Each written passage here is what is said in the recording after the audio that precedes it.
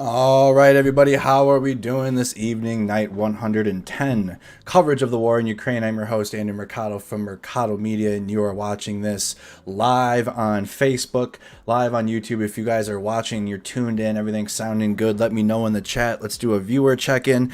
Comment what your favorite beverage is. Doesn't matter what it is, just let me know what your favorite beverage is in the chat. I would love to know.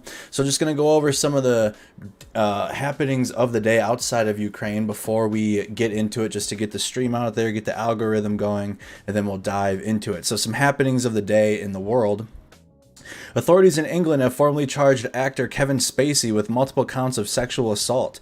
He has a court hearing scheduled for Thursday. The charges were authorized in late May. A statement released at the time by Rosemary Ainslie, the head of the Crown Prosecution Service's Special Crime Division, said the service had authorized charging the actor with 4 counts of sexual assault against 3 men. The CPS also authorized charging him with 1 count of, quote, causing a person to engage in penetrative sexual activity without consent, end quote. Planned Parenthood and other abortion rights groups are expanding a network of staff to guide patients through what is expected to become an increasingly complex and expensive process to obtain abortions through much of the United States. Talking about the latest going on, that Roe versus Wade conversation is still very much a hot topic. Just because I haven't touched on it doesn't mean I've forgotten about it. Just been very busy in the news. We'll continue to follow up on that. Ohio school districts could begin arming employees as soon as this fall under a bill signed into law by Monday by GOP Governor Mike DeWine. How you guys feel about this? Arming employees at school districts. Let me know in the chat how you feel. The law, as enacted, requires up to 24 hours of training before an employee can go armed and up to 8 hours of annual training. The training programs must be approved by the Ohio School Safety Center, and DeWine announced he's ordering the center to require the maximum of 24 hours and the maximum of 8 hours. Also, let me know if you're from Ohio, and if you support that, I'd like to know in the chat or how you feel. The House panel investigating the January 6, 2021 insurrection systematically made the case in its second hearing Monday that several of Trump's advisors warned him against making false claims of widespread voter fraud in the 2020 election that he lost. But the president would not listen. The 9 members of the panel are trying to make the case that Trump and those allies who helped him were deliberately lying as he pushed those election falsehoods in the weeks ahead of the violent insurrection. From Associated Press. Listen, hey, we're covering the hearing. Not many people interested. It is what it is. Listen, I think the numbers for Johnny Depp Amber Heard trial was like 300 million people. 300 million watching, and I don't think the hearings even cracked 20 million on the first night. I haven't seen the ratings from today, but whoo, nobody's tuned into that one. Sweden has taken important steps to meet Turkey's demands for approving Stockholm's NATO membership application. NATO Secretary General Jens Stoltenberg said on Monday during a visit to Sweden, "I welcome that Sweden has already started to change its counterterrorism legislation, and that Sweden will ensure that the legal framework for arms export will reflect the future status as a NATO member with new commitments to allies," Stoltenberg said at a press conference with Swedish Prime Minister Magdalena Andersson. Taking important steps to meet Turkey's demands. Interesting. I welcome that Sweden has already started to change its counterterrorism legislation. You think Turkey's going to move the goalpost? On them? So interesting. Sweden's going to meet them halfway so they can get their NATO application expedited. That's what the reasoning why Turkey is or is going to push back against their applications was they're harboring what Turkey deems as terrorists, all right, within Sweden. Loosely understand that. I'm not going to pretend like I know a whole bunch about it. Just loosely understand that Sweden has what Turkey deems as terrorists in its country and is like safe harboring them. And so with this news, they're going to be meeting them halfway and likely be, sending some of those terrorists that Turkey deems as terrorists and send them back to Turkey to face whatever proceedings that need to happen for those that Turkey deems as terrorists, okay? But I'm not going to pretend to fully understand the ins and outs of that. I just know loosely that that's the reasoning why Turkey was going to push back against approving Sweden for joining NATO, okay? Let's get into it here. We got the map of Ukraine. We got the Crimean Peninsula to the south that is reflected here on the map. You got the black dark black lines around it, reflecting that it's been annexed and it's been under Russian control since 2014. So you got a black line around the Crimean Peninsula, and you also have dark black line around Luhansk and Donetsk, which have been under Russian control also since the year of 2014. Also on Facebook, if you could share the stream, spam those reactions if you haven't done so. Spam the reaction button on the bottom right. Hit the like button on YouTube. Make sure you are subscribed to the channel so you get notifications, and then hit the bell so you get the notifications. You gotta do like 3 things. You gotta like the video, subscribe, and then hit the notification bell so you get all notifications. So you got the black line around the Donbass here in Luhansk and Donetsk. Other colors on the map, you got the red line. That's just reflecting upon the territory that Russia has seized post-invasion since March 24th, at the territory that they've gained within Ukraine. Other colors on the map, you're going to see blue, which is claimed Ukrainian counteroffensives that the Russian forces had once seized at one time in Kharkiv city, and now the Ukrainian forces have pushed them back and have regained this territory here in the north. Also, you're going to see some of that in the southern axes around Kherson and in the Zaporizhia Oblast. The yellow on the map is claimed Russian control, because we also cover any Russian gains and advances as well. It's important to cover gains and losses from both sides, because that's how war works. One side's going to be gaining and one side's going to be losing on a daily basis, especially in a war of attrition, especially in cities like Severodonetsk, where the situation changes on a daily basis, right? But the Russians have had 70% of the city, Ukrainians have had 30%. Ukrainians have had 70% of the city, Russians have had 30%. It's gone back and forth. All right, we're going to be going over all of the latest happenings in the country, focused on the three fronts here. In the Kharkiv Oblast, in the east, in the cauldron from Izium down to Donetsk and Severodonetsk. And we're also going to talk about the southern axes from Mykolaiv, Zaporizhia Oblast, Crimean Peninsula, Black Sea, all the happenings down here. All right, and then we're going to go through any video clips from the war. We go through combat footage of the latest combat footage of the day and any happenings, news stories. We go to the Reddit report and then go through any reports of updates for the day. And it's a daily stream. So if you're interested in tuning in every single night, I'll give you an update again tomorrow night. It's a day-to-day stream. I'm not going to recap the whole war or anything like that. You tune in every night. Maybe once a month I could do like a monthly recap stream and try to recap like the month, like the biggest month's events, and do a video or something like that. But if you want to know on a day-to-day basis, if you feel like I'm missing something, it's likely because it happened yesterday or a day before and we covered it. It's just not going to be retouched again. We don't go over old things unless it's like a video and the chat will say, hey, this is a video we've seen already or whatever, and I kind of look and gauge, because some of the videos I don't see all the videos. You guys are the ones that are tuned in. You know, I'm sure you're watching all the channels and are on top of this thing. If you're still tuned in after 110 days of coverage of the war, you guys are on top of it. We have an amazing audience. You guys are excellent.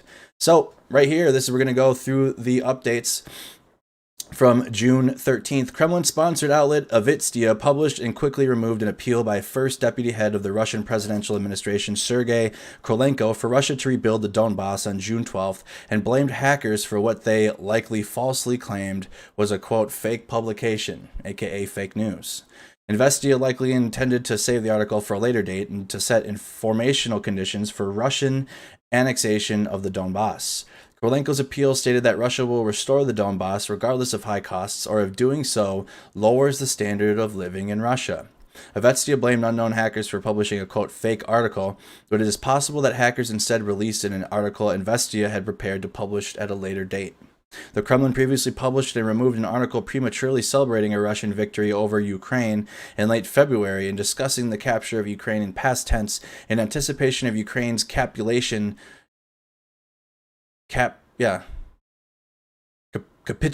that's the word. Big words tonight. Capitulation during the first Russian-Ukrainian negotiations in Belarus. Unnamed Kremlin officials previously identified Korolenko as the future head of new Russian Federal District, which would encompass the Donbass and occupied settlements in the Kherson and Zaporizhia Oblasts. If you're looking for this sourcing, you can find it in our description of the video. This is the Study of War, where they really examine both the Russian Telegram channels, the Ukrainian Telegram channels, and combine the news and try to find what's going on in the middle, because the Russian sources are going to say things, the Ukrainian sources are going to say things, and oftentimes it's something right in between. All right. That's also how life works. Russia continues to deploy insufficiently prepared volunteer and reserve forces to reinforce its ongoing operations. Kremlin-sponsored outlet Advedka released footage showing Russian artillery reservists undergoing training with the old D-20 howitzers reportedly within 10 days of the deployment to Ukraine. The reservists focusing on learning how to operate handheld weapons despite being reportedly only days from deploying. Social media footage also showed Russian forces transporting Russian volunteer and reserve units with T-80 BV tanks. We saw that on the railhead, the video yesterday on the train. You think back yesterday on the train. Which, again, the T-80 BV tanks, a variant produced in 1985 as opposed to the modernized T-80 BVM, operated by the 1st Guards Tank Army. The BMP-1 and armored personnel carriers, which have largely been phased out in favor of the BMP-2, to Belgorod Oblast on June 9th. Additional social media footage showed Russian forces transporting T-80 BV tanks removed from storage in Moscow Oblast on June 9th. That is accurate. We've seen that with our own eyes. Okay, it's been in the clips. If you've been tuned in, you know what I'm talking about. If you're wondering, if you haven't seen it, we might see it in this stream, but if you missed it, we definitely went over it yesterday and saw the equipment being transported on the railhead. Again, key takeaways: Russian forces pushed Ukrainian defenders from the center of Severodonetsk and reportedly destroyed the remaining bridge from Severodonetsk to Lysychansk on June 13th. But Ukrainian officials reported that Ukrainian forces are not encircled within the city. So Ukrainian officials are reporting that they're not yet encircled. Russian forces 2 days ago reported that they have encircled them. The Chechens have also echoed that. Russian forces carried out unsuccessful ground assaults in an attempt to sever Ukrainian ground lines of communication near Popasna and Bakhmut. And we'll go into that and I'll show you guys exactly where Popasna and Bakhmut is. Russian forces launched unsuccessful offensive operations southeast of Izium and north of Sloviansk and are likely setting conditions for an assault on Svirsk and northwestern Ukrainian ground lines of communication to Lysychansk. Russian forces are likely conducting limited offensive directly northeast of Kharkiv city in an attempt to push Ukrainian forces out of artillery range of Russian rear areas and secured some successes. They have some successes in Kharkiv. I'm wondering if we're going to see that reflected in the Kharkiv update. So some successes for Russian forces to the northeast. Russian and Ukrainian forces are engaging in ongoing fighting for Davdiv Brid in northwestern Kherson Oblast. Man, have we looked at this city more than once. We looked into it. I'll show you guys. This is on the Inhluets River. This is going to be to the west of Ukraine. There's 2 rivers that are a big focus here, and that's the Inhluets River on the west, and then you got the Seversky Donetsk River on the east that separates Lysychansk and Severodonetsk. But here's Davdiv Brid and the Inhluets River that runs through it. In the Kherson Oblast. All right, you got Mykolaiv. It's slightly to the northeast of Mykolaiv. Davdiv Brid. Is there any ground views I can give you guys an idea what this place looks like? Nope. Nope. Nope, no ground views. I wonder if we get any view of the river. Nope. Well, we can go in the next city up, but that what's that gonna do?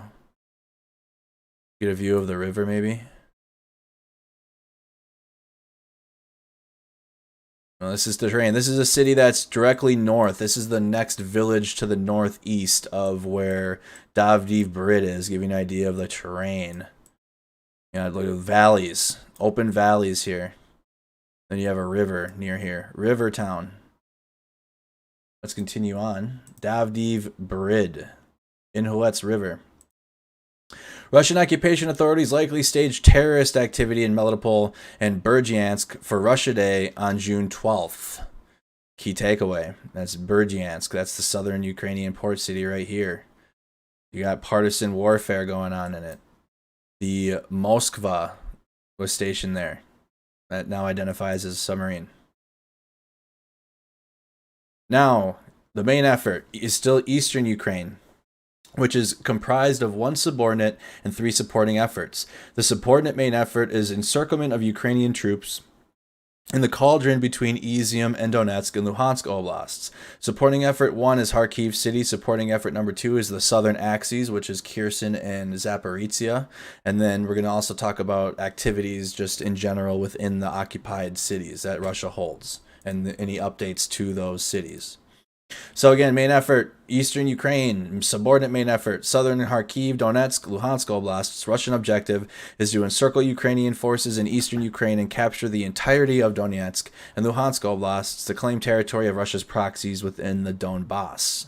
So let's zoom in there. I'm going to give you guys a map. Press your eyes. We're zooming in now.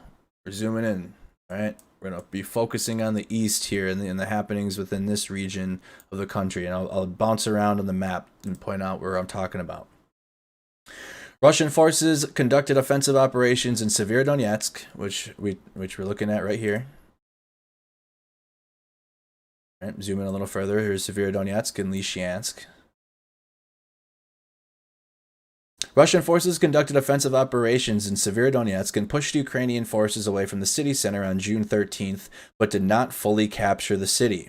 Ukrainian Defense Ministry spokesperson Alexander Mochdianak noted that Russian forces did not entirely clear Severodonetsk and Ukrainian resistance due to Russia's reluctance to commit its likely understrength infantry units and over-reliance on artillery and assault aviation for offensive operations. The Ukrainian General Staff added that fighting is still ongoing in Severodonetsk. Luhansk Oblast Administration head Serhiy Haidai reported that Russian forces destroyed the last remaining bridge from Severodonetsk to Lysychansk to retain a significant artillery advantage over Ukrainian forces. But did they shoot themselves in the foot doing this? They destroyed 2 of them yesterday. They destroyed 2 bridges. They had 2 out of the 3 bridges destroyed, and they just finished off the last one. But did that actually hurt the Russians? Because they're having a hard time just crossing that thing in general, putting up their own bridges, the makeshift bridges to get their equipment across. The Ukrainians are finding those and blowing them up. So they blew up I don't know. We'll see. Let me know in the chat how you feel. Luhansk Oblast Administration head Serhiy Haidai reported that they destroyed the last bridge. Deputy head of Donetsk People's Republic militia Eduard Bashurin blamed Ukrainian forces for destroying the bridge, though it is highly unlikely Ukrainian forces would willingly destroy the bridge while any of their forces remained in Severodonetsk, and this claim is likely false. The only grounding that the DNR militia head would have is that Ukraine blew up their bridges early on in the war, so they could just use that as a parroting talking point and not actually verify. They can just be like, well, Ukraine blew up all their bridges to start, which, yeah, it's true, but did they actually blow these 2 bridges up? So you have some contrasting claims there. Haidai denied Bashurin's claims of encirclement, noting that Ukrainian forces still have limited military channels for the evacuation of wounded troops and reinforcements despite the destruction on June 13th. Geolocated footage showed Ukrainian forces continued to hold defensive positions around the Azot chemical plant on June 12th. The Ukrainian General Staff reported that Russian forces also conducted unsuccessful offensive operations at Metalklino, approximately 4 kilometers east of Severodonetsk. Russian forces unsuccessfully attacked settlements adjacent to Ukrainian ground lines of communication south of Lysychansk. The Ukrainian General Staff reported that Ukrainian forces repulsed Russian assaults on Verivka, a settlement on a connecting road to the Lysychansk-Bakhmut T1302 highway. The Bakhmut-Lysychansk T1302 highway is such a huge highway, so important for Ukrainian, the ground lines of communication, but also supply lines. Getting supplies, getting injured Ukrainian troops out, bringing them back in. The Russians haven't sealed this off yet. They're trying to. They're trying to assault villages along this highway to cut off supplies from Bakhmut to Lysychansk, because there's a highway, the T1302 highway, that goes straight from Bakhmut to Lysychansk, and the Ukraine that would significantly damper the Ukrainians able to repel Russian advancing in Severodonetsk, because the Ukrainians are launching artillery from Lysychansk into Severodonetsk to keep the Russians at bay. So cutting off Lysychansk and cutting that highway off is a huge Russian objective, and huge. The T1302 highway. A Luhansk People's Republic militia commander under the pseudonym Shapai claimed that Russian forces seized Toshivka, approximately 4.5 kilometers east of the T-1303.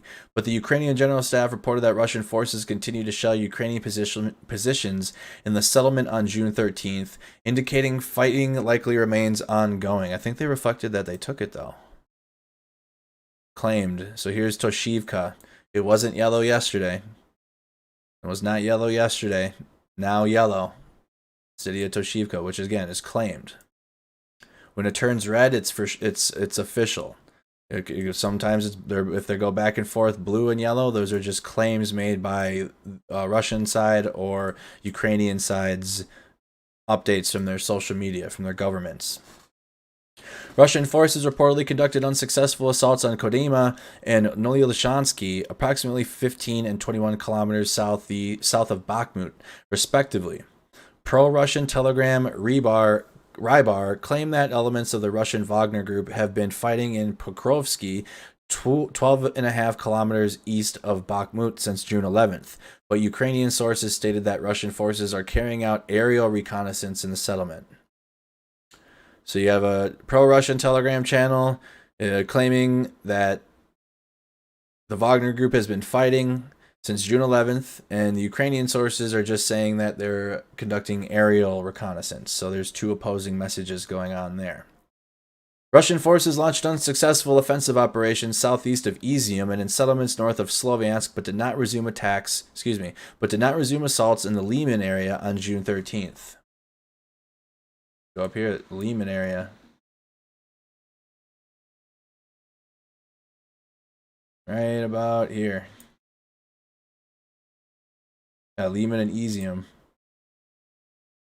The Ukrainian General Staff reported that Russian forces attacked Borodyichny, approximately 25 kilometers southeast of Izium, but only secured the northwestern outskirts of the settlement. Russian forces also launched an unsuccessful assault on Dolnya, a settlement along the E40 highway to Sloviansk.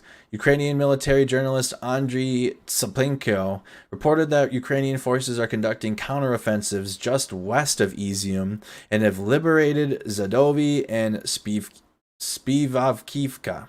Oh my goodness. Spivakivka. But Ukrainian officials did not confirm this report. So you got a military journalist saying one thing, Ukrainian officials are not able to confirm about the liberation of Zavodi and Spivakivka. Russian forces are likely continuing their preparations to cut off Ukrainian ground lines of communication to Lysychansk from Seversk and the northwest. Russian forces reportedly shelled Mayaki, just 5 kilometers northeast of Seversk, and transferred up to 80 units of military and artillery equipment to Kreminna and Starobelsk. LNR ambassador to Russia, Royden Mirshnik, claimed that Russian forces will likely simultaneously attack the Lysychansk and Seversk to block Ukrainian forces from retreating to Sloviansk. Russian forces likely seek to set conditions for direct assaults against Seversk and settlements northwest of Lysychansk in the next 2 weeks. Let's look at where Seversk is. Let's look up Seversk. Donetsk. So it's to the east of Sloviansk. Looks to be like one of the bigger cities in between Lysychansk and Sloviansk. I don't know if we can get a ground view of it. Oh, we have a couple. Oh. Denied. Oh, denied. Okay. There was one, but it's not letting me use it. Nope, no go. Satellite it is. On a farm territory around here.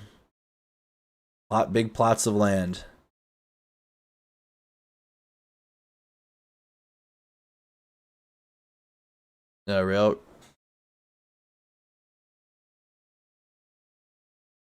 Railhead in there.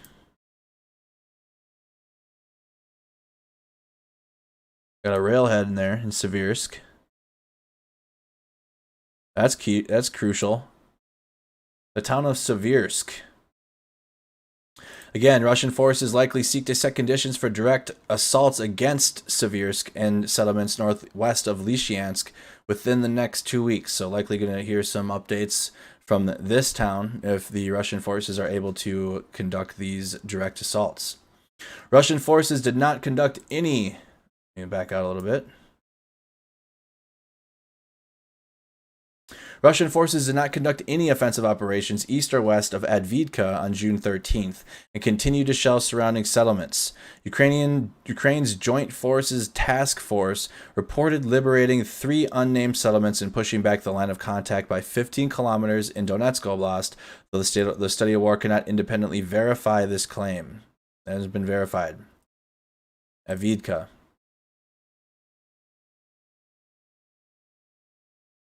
That's along here. This is the claimed Russian territory, the yellow, to the east of Advedka.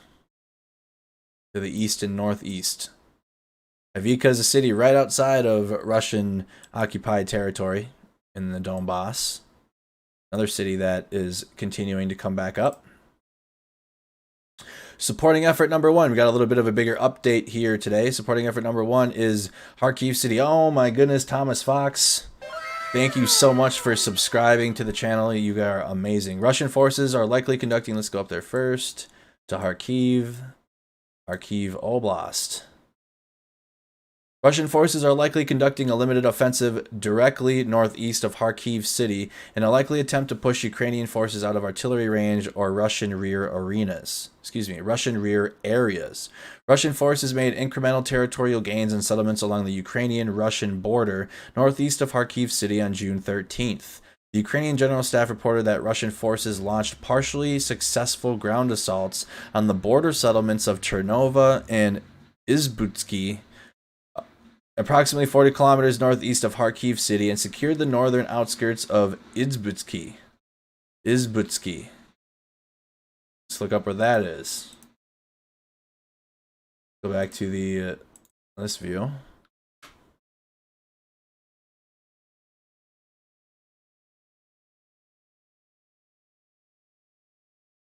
I don't know why this one...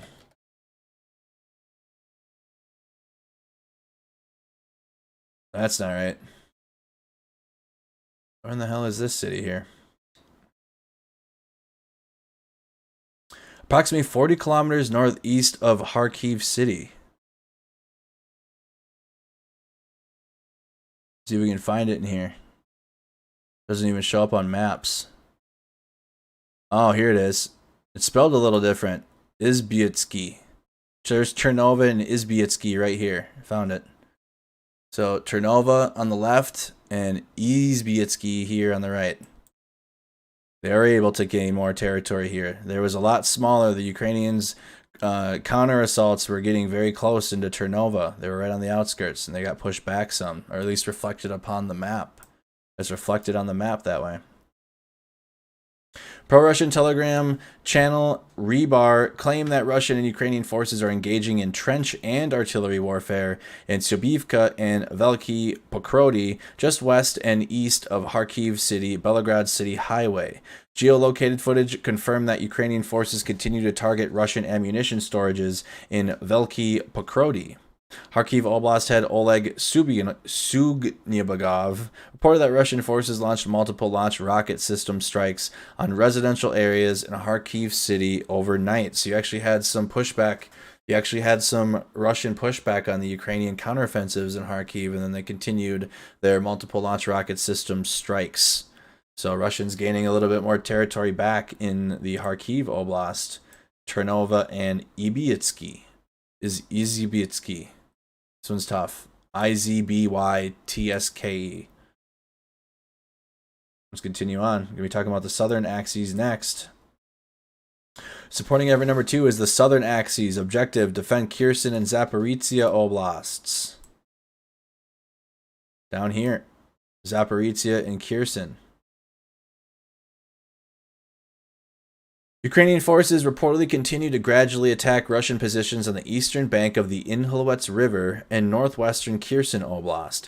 The Ukrainian Southern Operational Command noted that Ukrainian and Russian forces engaged in heavy fighting in the Davdiv Brid area, an operationally significant settlement situated on the eastern Inhuets riverbank and on Russian ground lines of communication GLOCs along the T-2207 highway.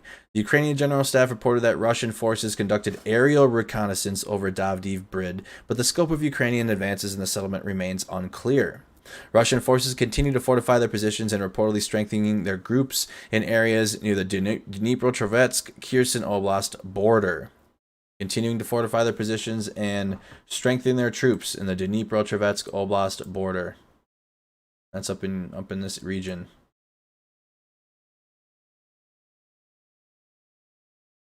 Ukrainian artillery struck Russian fuel and ammunition depots in Poloy, approximately 60 kilometers west of Zaporizhzhia Donetsk border. Let's find out where that is. They struck Russian fuel and ammunition depots in this city. Let's see where it is. Poloy.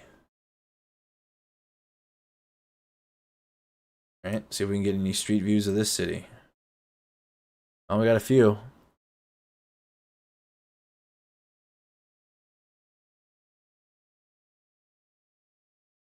Make sure we're good. Yep, got a railroad. Railhead through there. That's key.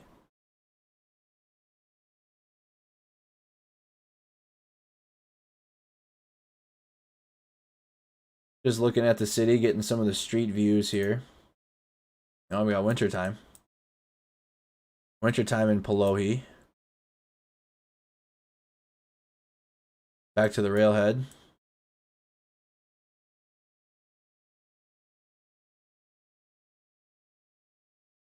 What else can we bounce around here within this city? Street views are getting tough to come by. Oh. See what else we can see here. Let's go a little bit to the west.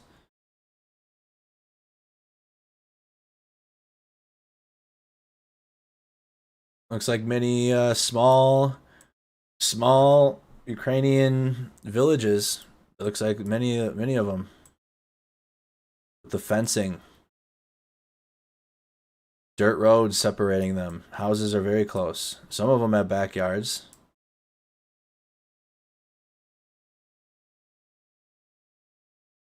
Polohy.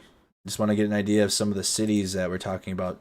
Again, Ukrainian artillery struck Russian fuel and ammunition depots within that city. The Russian forces have this city. They're occupying it right now. So activity in Russian-occupied Ukraine. Excuse me, Russian-occupied territories within Ukraine. Just a general update. Russian authorities may have staged false flag attacks in Melitopol and Berdyansk on June 12th, likely to accuse Ukrainian partisans of targeting civilians. Self-proclaimed head of Zaporizhzhia Oblast Military Civilian Administration, Vladimir Rogov, reportedly made preliminary announcement that, quote, terrorists staged 3 explosions in Berdyansk before retracting his statements and identifying the situation as an accident at the electrical station. Rogov falsely maintained that Berdyansk residents attribute any emergency to the city and Ukrainian efforts to disturb peaceful life in, quote, liberated Russian-occupied regions. Self-proclaimed deputy head of the Zaporizhzhia Oblast Internal Affairs Ministry, Alexei Silyanov, also claimed that unknown assailants planted an explosive device in Melitopol to disrupt Russia Day, the day of adoption of the Declaration of Russia state sovereignty after the collapse of the Soviet Union. Zaporizhzhia Oblast Military Administration head Alexander Staruk noted that Ukrainian authorities warned that Russian forces could stage terrorist activity prior to Russia Day. Russian occupation authorities continue to face personnel shortages that impede their occupation measures. The Ukrainian Military Intelligence Director reported that Russian forces in Mariupol were unable to recruit collaborators by promising individual applicants $10,000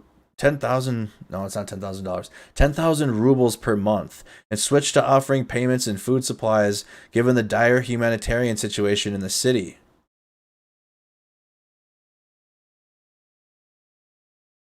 Promising them 10,000 rubles per month. The GUR added that Russian occupation authorities are inviting any volunteers to clear out the rubble and dead bodies in Mariupol. Mariupol Mayor Advisor Petro Andriushenko noted that the Russian occupation authorities are restricting access to humanitarian aid for individuals younger than 65 years of age. Russian occupation authorities in Mariupol may be attempting to gain the support of elderly citizens and coerce younger residents to work with Russian forces in exchange for food. Wow. Manipulating the elder generation. Just keep on manipulating them. Russian occupation authorities additionally deployed Donetsk People's Republic police officers to patrol Kherson City. The GUR also noted that Russian occupation authorities are recruiting teachers without pedagogical education and transporting educators from Crimea to replace multiple teachers that refuse to teach Russian curriculums.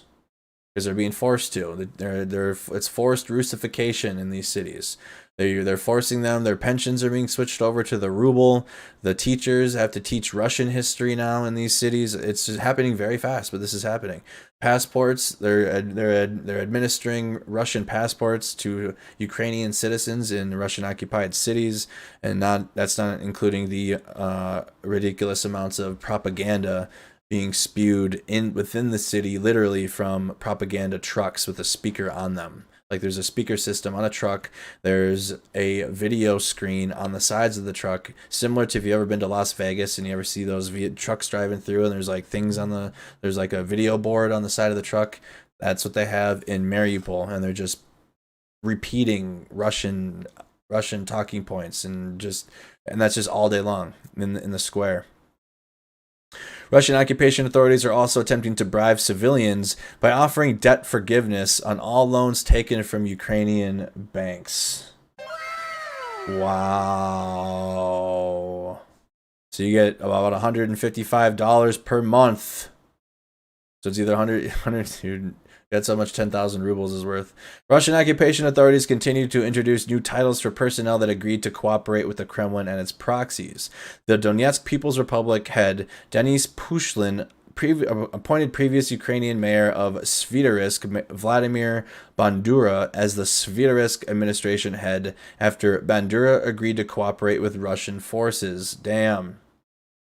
Russian occupation authorities have seemingly eliminated the position of mayor in occupied settlements, likely to fully institute their own governance structures rather than taking over existent structures. Russian occupation authorities are continuing to exploit Ukrainian agribusiness and have reportedly banned the export of crops to Ukrainian government-controlled territories from Russian-occupied settlements.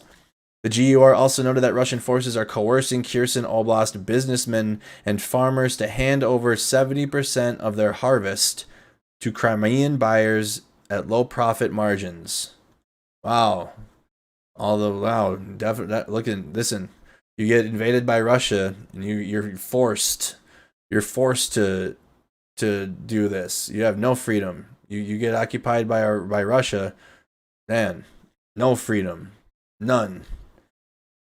70% of their harvest has to go to Crimean buyers, which, again, Crimean Peninsula, we talked about, is occupied by Russia right now. This is Crimea, the Crimean Peninsula. Can't believe it. Anyways, again, the key takeaways from the daily happenings, and again, we do go over this every single day on the map, and any changes, any territory changes, if you want to tune in on a nightly basis, live at 8 p.m. Central usually. Tonight I'm just live. I had softball. Mondays and Fridays I have softball that hold me back, but Tuesday, Wednesday, Thursday, and Sundays will be at the same time. So again, just key takeaway, Russian forces pushed Ukrainian defenders from the city center of Severodonetsk and reportedly destroyed the remaining bridge from Severodonetsk to Lysychansk on June 13th. Ukrainian officials reported that Ukrainian forces are not encircled in the city. Russian forces carried out unsuccessful ground assaults in an attempt to sever Ukrainian ground lines of communications near Popasna and Bakhmut. Russian forces launched unsuccessful offensive operations southeast of Izium and north of Sloviansk, are now likely setting conditions for an assault on Seversk and northwestern Ukrainian ground lines of communication to Lysychansk. That's that city of Seversk we looked at within the next couple weeks. Russian forces are likely conducting a limited offensive directly northeast of Kharkiv city in a likely attempt to push Ukrainian forces out of artillery range of Russian rear areas and secured some successes. Russian and Ukrainian forces are engaging in ongoing fighting for Davdiv Brid and northwestern Kherson Oblast. That's on the Inhluets River. Russian occupation authorities likely staged terrorist activity in Melitopol and Berdyansk for Russia Day on June 12th. The Russian forces blamed a malfunction, like they do for everything. Something broke. It broke, I promise, I swear, believe us. All right. Now we're going to be getting into the video clips section of the stream, just reacting to video clips and the latest happenings, both combat footage and diaries and any news updates, any stories that came out of Ukraine today. We're going to be going into that.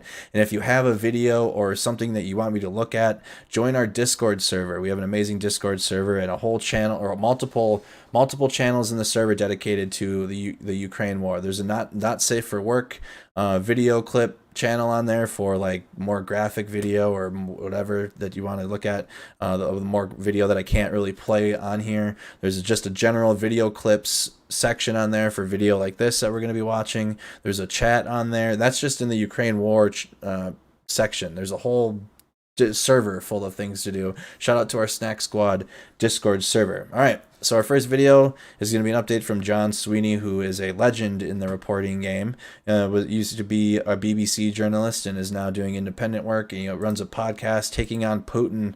You guys can follow him at John Sweeney. Just want to give the proper credits whenever we use someone else's video. And you can also find his diary linked in the description of our video. Here we go. John Sweeney. It's a day 109 update. We'll get the day 110 update in a few hours from him. But this is the latest update that he has. Kyiv Diary, day 109 of Vladimir Putin's war. I'm in Kyiv. And there's that bloody noise again. Spam the orange hats. Lucky orange hats in the chat. Ukrainian air raid sirens. Putin's lullaby. As before, I have a simple message to Vladimir Putin. Do fuck off. In other news, all the reporting I've been reading, talking to, it's all the same story. That the Russian army meat grinder is working successfully in the Battle of Donbass. Ukrainian soldiers are dying at the rate of 100 a day. And the reason for that is because they do not have enough heavy metal to counter Russian artillery, Russian rockets. And Western promises have not come through properly. The American stuff is slow and piecemeal. The Russians have got much better at their digital warfare. In the beginning, the Battle of Kyiv, for whatever reason, the Russian stuff wasn't very good. But now, in the Battle of Donbass, they are able to jam a lot of what the Ukrainians would like to do. And there, for example, the American switchblades aren't working anything like as effectively. Now, all of these problems can be solved. But for the moment, Vladimir Putin and his killing machine is winning. That's interesting because he gets reports from the line too. They're saying that those switchblades aren't working very effectively. Those backpack switchblade drones, those kamikaze drones that we've seen, not very effective, says John. And a city of somewhat 3 or 4 million people in peacetime, which is trying to just enjoy this beautiful summer, is now under threat of a missile attack. That's what that sound means. So, for the love of God, our political leaders and our military leaders in the West, help Ukraine. Remember, I'm here as a freelance, so I've got my podcast. You can crowdfund that. You can spare money to fund me on Patreon. That'd be lovely. Love from Kyiv. I heard his podcast is good. Oh my goodness. Welcome, Martin, to the channel. Thank you so much for becoming a member of Mercado Media YouTube channel. Now let's head over to Rob Lee's timeline. This is the last clip we watched from yesterday night before we called it a night, and then we'll go into all of the latest clips from today. These are the Akatsia howitzers, the Russian 2S3 Akatsia howitzers within Ukraine. Also, we have an amazing veteran community here on Mercado Media and veterans that have been tuned into the war. If you've served and you want to shout out your branch, shout out your years of service, if you served in the U.S. Army or Marines, Air Force, Navy, Coast Guard, Space Force, if you served abroad, if you served in a foreign military outside of the United States, I'd like to know. Let me know in the chat. Thank you to all of our amazing veterans that tune in every night. Now, let's get into the war coverage, the war videos.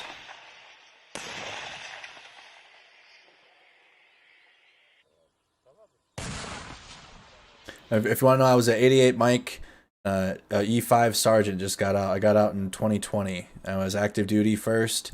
Then I served in the Army Reserves with one tour to the Middle East.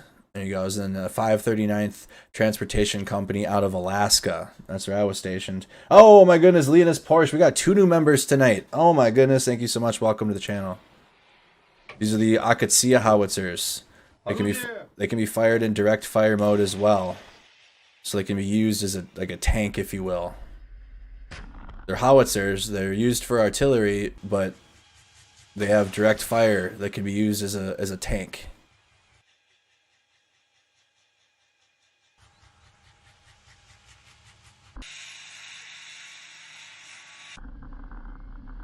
First timer, Kyle. Glad to have you. If you're a first timer, comment in the chat. So just give you an idea of how they work. Those are those Akatsia howitzers. Here's photos of captured Russian T-72, B-3, and T-80 BVM tanks by Ukraine's 93rd Mechanized Brigade. Here's some photos. Ukraine's 93rd. That's a T-72 here. And then there's a T-80. So there's the T-80 tank. T-72. Auto-loader system. Seen lots of tops of these ones blown off. Here we go. Video of Ukrainian SSL firing 82mm mortars on Russian positions. This video is from yesterday, but we'll watch it again anyways. You guys are all great. Thank you, Andrew, for your service. Thank you, Andrew Reese, for your super chat. Thank you so much. We caught this at the end of the stream last night as well. Mortar team with a drone in the air confirming their targets.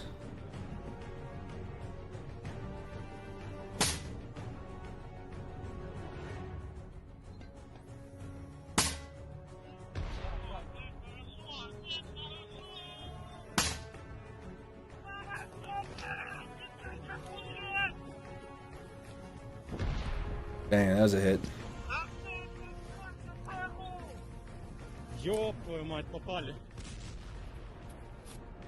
So again, we got a DJI drone in the air just watching these targets, the mortar teams. It's just so wild. They don't have forward. They don't even need forward observers anymore, or someone ahead, like, you know, given where they're at. They just use drones. Got drones in the air, easily guide them. Here we got the railhead with the T-80 BV tanks that we talked about in the beginning of the stream, if you haven't seen it yet, of the resupply. T-80 tanks, there should be some BMPs on it. There's some CAM AZ trucks in the rear. That one has all T-80 tanks on it though. That train has all T-80s on it.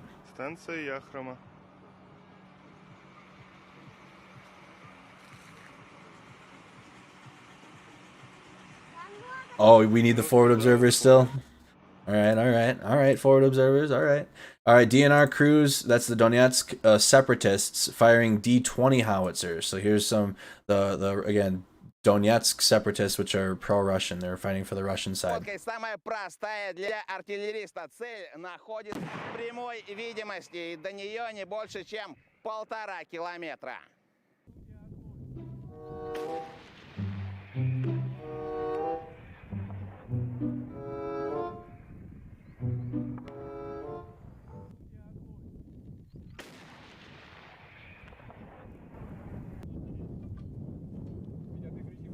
And action.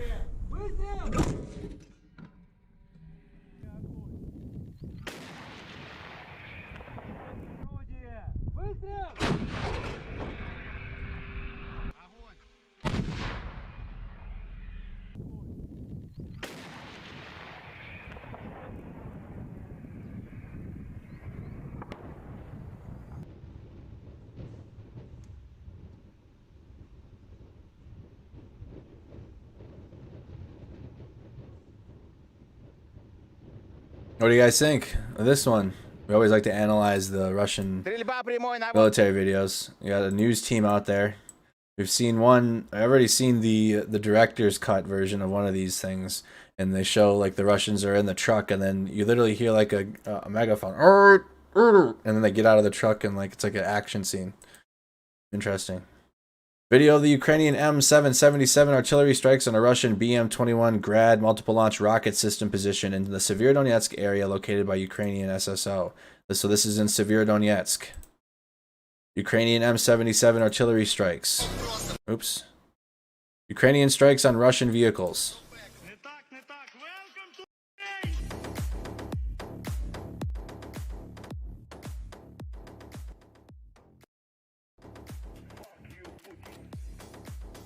This doesn't sound like it's copyrighted. I just heard "F you Putin" in it, so.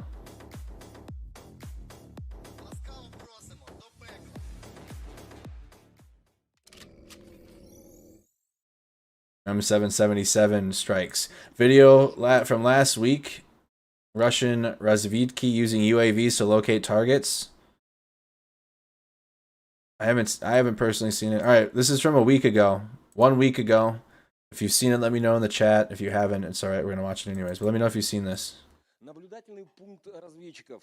Обязательно вода, самое необходимое. Вот это основное укрытие на случай тяжелых обстрелов.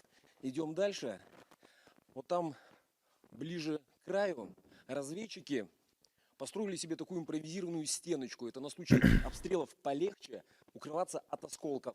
А если посмотреть туда, вот за тем холмом, буквально в километре уже вожделенный Нью-Йорк.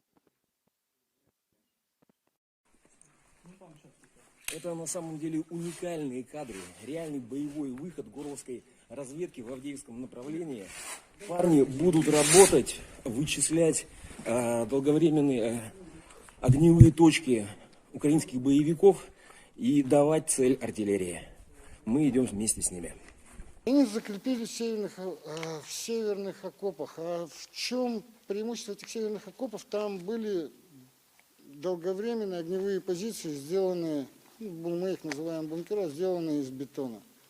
Именно из бетона. Их 152-й снаряд не берет, даже он не берет. Вот. Один окоп поля, как штурмовать, никто не знает. Командиры приняли грамотное решение. Командир бригады, в частности, принял грамотное решение уничтожить их всех, кто остался, и держать эти окопы, а это именно 25-я десантно-штурмовая бригада, 3-й батальон был. Уничтожить их артиллерией, используя квадрокоптер, дали 2 орудия, и точечными ударами прямо по противнику, прямо по скоплению. Если 2 человека держат, сектор стоят, вижу, уничтожают. Лучше потратить снаряд, чем убить людей. All right. Thank you so much, Leah, for that 1999 super chat. Just don't want to talk while they were, in case we missed something. Thank you so much, Leah. Thank you, everybody, for the super chats and the stars. They help so much. They help me just continue going. I don't get ad revenue. I need to really start making videos to get ad revenue, but I get $0 in ads. So I turn them off. Have to. We get demonetized for covering the war. So you guys that are sending, and not just my channel, but if you're helping out any other channel or you're donating to anyone else covering this war, you guys are amazing, and thank you so much. Video likely of Russian paratroopers or Spetsnaz riding in the BMP-2 vehicle with a Konkurs AT.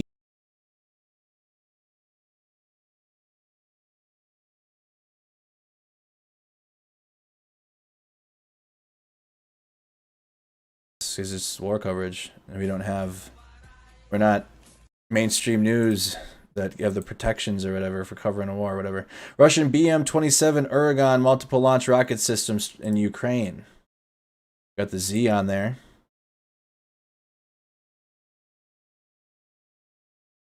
Multiple launch rocket system trucks. Photo from 1980 or 2022. You decide. That's from 2022. Better not. I don't want to sell more misinformation. Rosemary Ural 4320 Zvezda V truck in Advedka in Ukraine. Avtozak. A piece of cope armor on the front. A cope panel.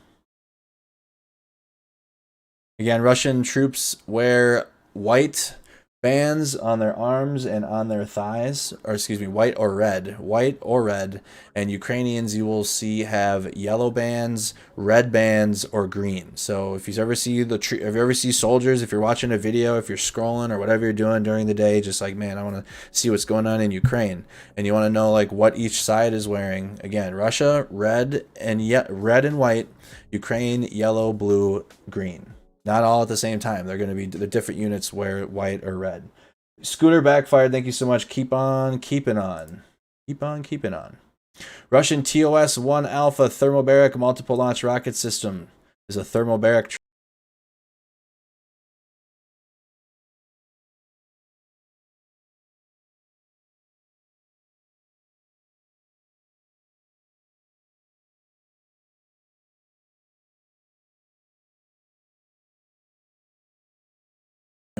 Multiple launch rocket system thermobaric Russian truck. Ukrainian Mi-8 helicopters. This is definitely copyrighted. Ukrainian Mi-8s. They're flying really low to avoid surface to air. Or captured Russian T-80U tank. Captured Russian T-80U tank. Andrew Reese with a $5 super chat. Make sure to like, share the stream. Thank you, Andrew. If you have any questions too, you guys would like to ask me, get my attention, let me know. Just go ahead and ask. You can ask through super chat or however. I'm sorry if I don't see your question. I tried to glance over at the chat. Obviously, when the thing comes across, it gets my attention. But if you do have any questions, you don't have to send through a super chat. Just ask, and I will try my best to look over and glance and answer any of your guys' questions. Russian Ministry of Defense video of a Smerch multiple launch rocket systems in Ukraine using an Orlan 10 UAVs for targeting. Oh, intense video. Intense music. Running. Quick cuts. Uh-oh. This is going to be an intense video.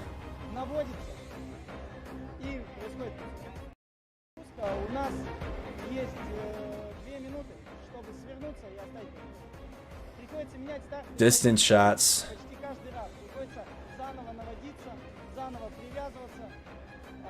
Thank you, Mark. Thank you so much for that, Mark. You're good.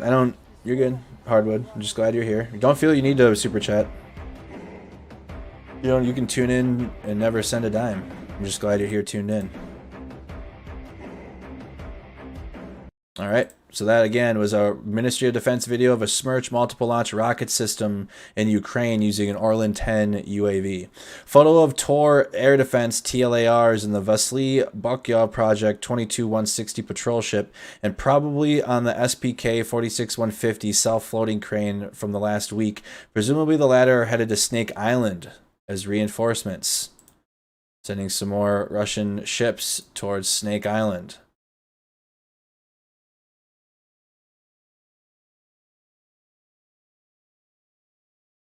A Russian Brem L recovery vehicle in Linsna, an ambulance in Ukraine. In Linsna ambulance. The ambulance needs a new tire. Unless I'm just seeing dirt on it. It looked flat to me at first, but I think that might just be a dirt patch on there. I don't know. Kind of looks it looks pretty flat to me.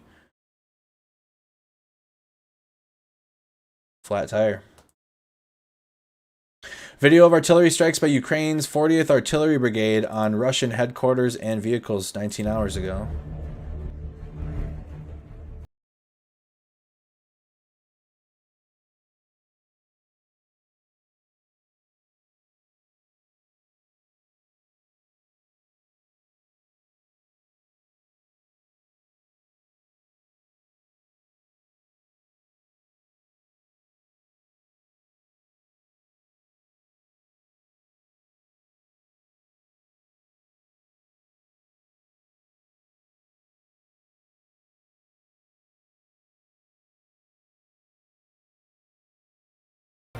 Again, Ukraine's 40th Artillery Brigade strikes on Russian target.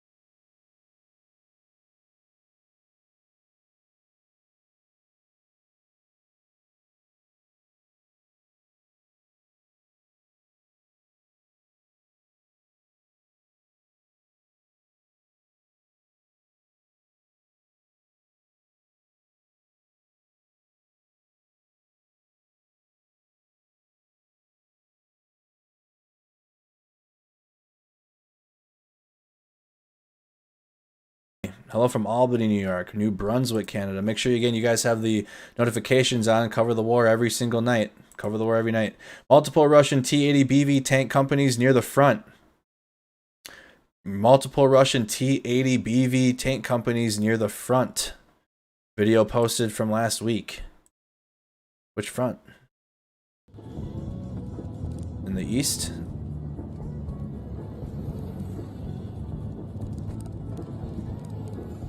On your bike? Gotta ride your bike with Russian tanks driving down the road?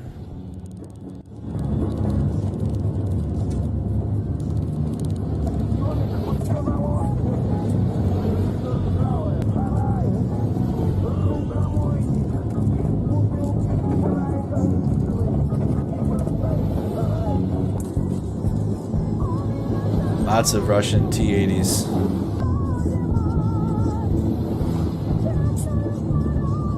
Lots of T-80s driving down the street. Alright. Many T-80s. Ukrainian soldiers firing an SPG-9 with a raised elevation. So, Ukrainian soldiers using an SP-9.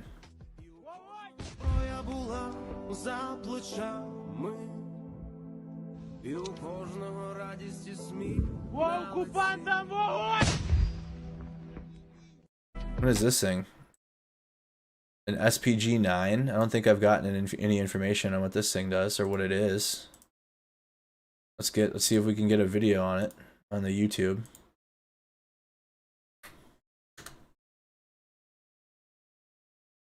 Oh, this is the one. Oh, okay.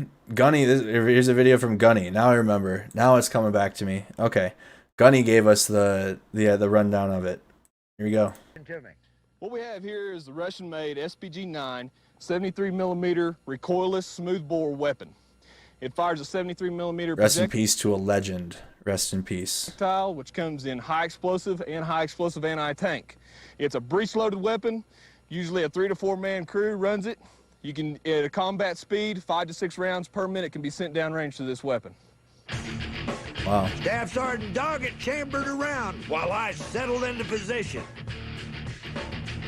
Rest in Once peace, I Gunny. sighted my target, it's time to let her rip. Oh, like a big recoilless. Okay, so that's what a recoilless rifle looks like in real life. Got it. So recoilless rifle, a good way to put it. SPG-9 with a raised elevation, probably to get like some lobs in there, so get some top down attacks. Use it as a piece of artillery. Video of Russian artillery reservists going through intensive training with D-20 howitzers before being deployed to Ukraine. Reportedly in 10 days. Bro, you get 10 days of training on these D-20 howitzers before your ass is going. 10 days. Известий Роман Пришаков увидел подготовку артиллеристов. Death March. 4 гаубицы, 4 расчета артиллеристов сейчас проходят усиленную At least they're admitting this is training. At least they're admitting it. That this video here. подготовку. Через 10 дней все эти резервисты должны быть на передовой. Задача – научиться переводить орудие в боевое положение. Раскладка не должна превышать 3 минут. Но главное, говорят инструкторы, безопасность. Гаубица весит 4,5 тонны. Снимай фиксатор, на себя тяни. You better learn, troops. Your life depends on it. Да-да-да, вот чуть-чуть лево-право. В каждом расчете по 6 человек, все резервисты. На полигоне также готовят радиотелефонистов. Батарейный 2084. Дальность 1955. Обучение проходят и будущие топогеодезисты. От действий специалистов зависит направление работы артиллерии. Вычисляют все специальными приборами, снимают координаты. Подготовка беспрерывная, через 10 дней расчеты будут на передовой. So you got Russians training on the D-20 howitzers. They got 10 days. 10 days of training on this piece of equipment before you're going, dude. No questions asked. No, nothing. You can't do shit about it. Video of Russian troops using Zala UAVs to coordinate BM-21 Grad multiple launch rocket system fire. Those Zala UAVs are just huge, bulky looking small airplanes. But they're using them to coordinate BM-21 Grad multiple launch rocket system fire, similar to the Ukrainians using those DJI drones. Вот с этой стороны, где желтая насыпь, должно отчетливо быть видно, находятся украинские позиции, огневые точки, и там же многокилометровые траншеи. Они таким образом, ВСУ, соединяются между Новозвановкой, Горским и Золотым.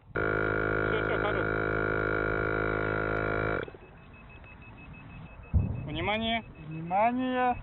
Запуск! There it goes. That's the UAV.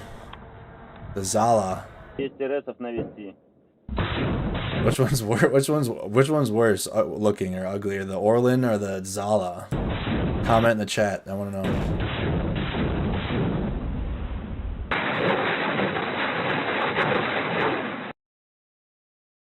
Look at the craters in the ground. I feel like the Zala, you get a clearer image at least. I feel like the Zala, you're getting a way better image out of it. Here's speaking of the Orlan 10, photo of a Russian Orlan 10 UAV shot down in Mykolaiv. Yeah, Orlan's terrible. Photos of Ukraine's National Guard reportedly showing a Russian ammunition depot and armored trucks struck by Ukrainian artillery. So you got an ammunition depot in the wood line. Here you got VDV paratroopers, likely Redzvichki in Mykolaiv Oblast, getting interviewed. Doing a little interview in Mykolaiv Oblast. Yeah, here you go. Here's a video from a Russian Orlan 10, reportedly showing Ukrainian man pads or air defense system missile launch.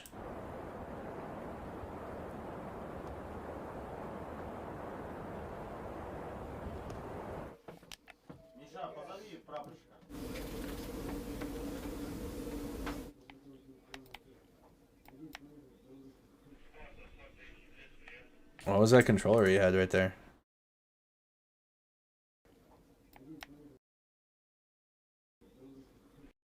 No, looks like just a computer controller that you get at Walmart. Alright, next. Russian Uragon multiple launch rocket systems reportedly firing on Ukrainian positions in the Sloviansk area. Sloviansk. Oops, let's turn that down a little bit.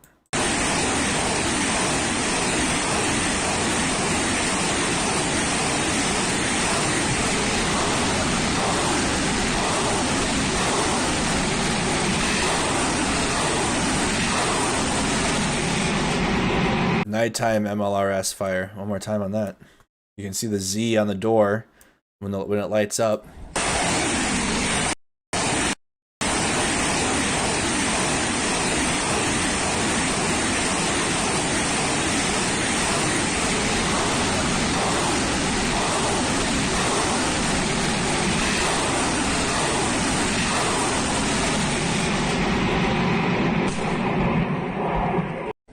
Wow. And that's Uragon multiple launch rocket systems reportedly firing on Ukrainian positions. Members of the Don Cossack volunteer group in Kharkiv Oblast. The Don Cossack unit for Russia.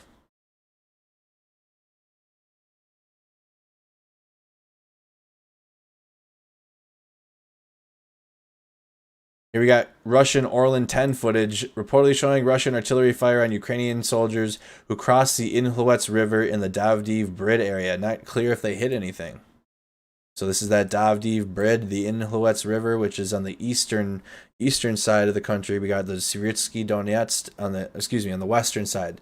The Inhluets is on the west. The Svirtsky Donetsk is on the east between Lysychansk and Severodonetsk.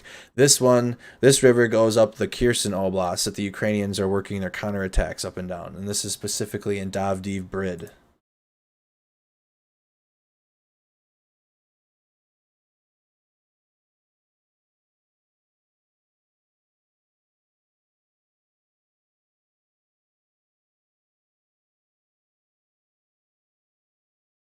Ukrainians sure got a fast way to get across that river.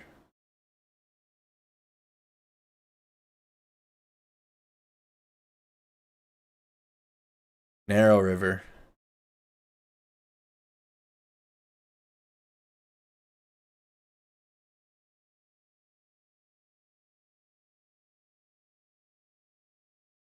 Narrow River.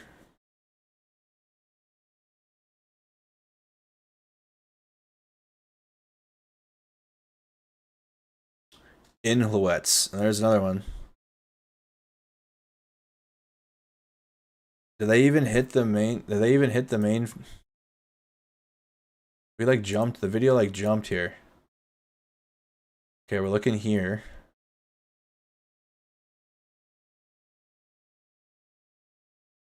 I don't think it doesn't look like they hit anything to me either. You could clearly see the troops in the movement in the woods here, even up here. You can clearly see them. They're walking through. Can't see anything here. Can't see any troops, even with this shitty quality. Unclear. Doesn't look like they hit anything to me. Video of DNR artillery strikes reportedly on Ukrainian warehouse in the Horlivka area. So you got the DNR separatists, artillery strikes on Ukrainian warehouse in the Horlivka area. Ukrainian warehouse is getting hit.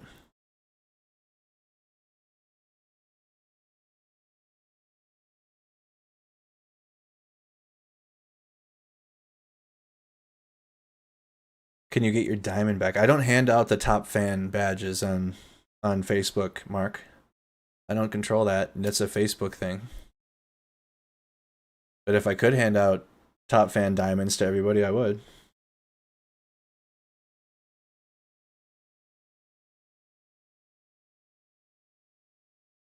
So we're looking at Ukrainian facilities getting hit. Ukrainian warehouse. Let's look up Horlivka. Where exactly is that, quick? Sounds familiar, but I'm not quite placing it. Not quite placing it. Oops. Donetsk. Pull this up. Bang. Horlivka. Oh, to the right, directly to the northeast of Donetsk. Okay. Let's look at it on the war map.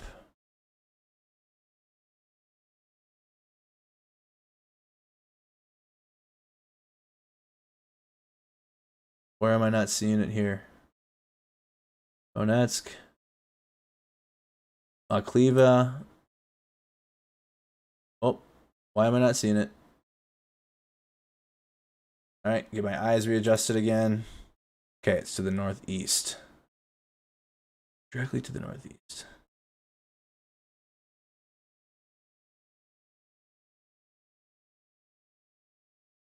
I don't know why I'm not seeing it on the... Oh, where is it on our war map? I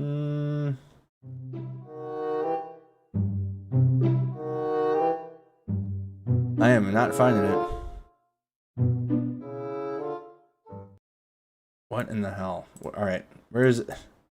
Okay, Advedka. It is even further to the northeast of Advedka, okay? So it's up here. There we go. Alright, there we go. I found it. Copy that. Right here. Horlivka. It is to the... What do you want? To the... Trying to find somewhere to find it easier. South of Bakhmut. There we go. Directly south of Bakhmut. We talk about often, from the Bakhmut-Lysychansk highway, the T1302 highway, that resupply highway from Bakhmut to Lysychansk. Directly south of there, Horlivka. I won't forget. Alright, let's continue on now. Hello. Had a hard time finding that one. I don't know what the hell. I found it easily on the other map. Gonna find it there forever. Russian Orlan 10 UAV footage showing an artillery strike reportedly on a Ukrainian mortar position in the Davdiv Brid area. More Davdiv Brid UAV footage. Yeah, it had me looking silly trying to investigate. That's how I feel every time I'm trying to find a city. I try to lock them into my brain as much as I can. It's even harder when there's multiple variants of the city. I'm gonna know Ukraine in the back of my hand. I swear to God. I will when the war is over. I will plan to go there and do some video in Ukraine.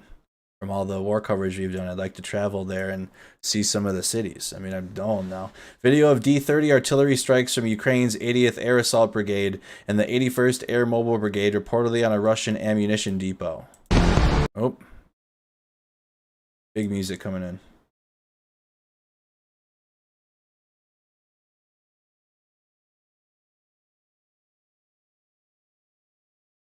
I don't think I am, Keith. I don't know what, I'm not quite clear what that means. Message the Discord server if you're in the Discord. Help me understand that a little more. So that is video of D-30 artillery strikes from Ukraine's 80th Air Assault Brigade. Here you got a photo of a Russian BTR-80 with improvised armor. Improvised means cope armor. And you got some camo netting on there. Camo netting. This is a Russian troop. Big Z markers. Russian Spetsnaz with Typhoon K MRAPs in Ukraine. Typhoon K MRAPs. I don't see any cope armor on this one. Just a big Russian Federation flag.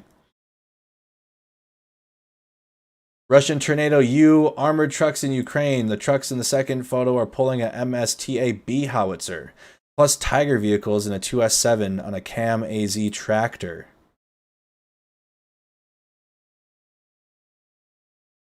And there's some camo netting on here, on the back of this truck. Those are those Tiger MRAPs.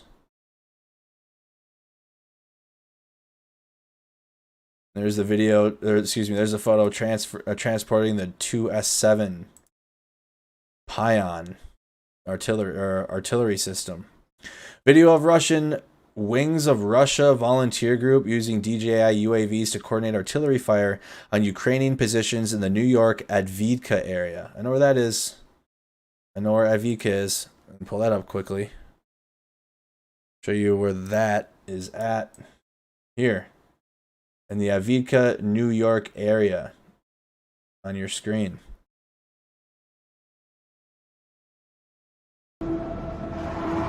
What's this unit called again? The Wings of Russia. What the fuck is that?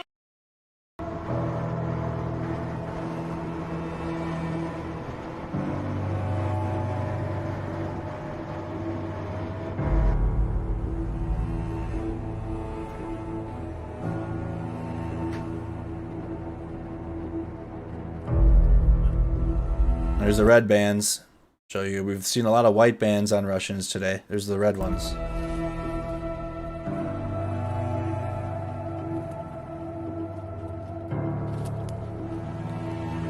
You see a trench. That was a position. This was a fighting position here. That's why you see a dug-in hole.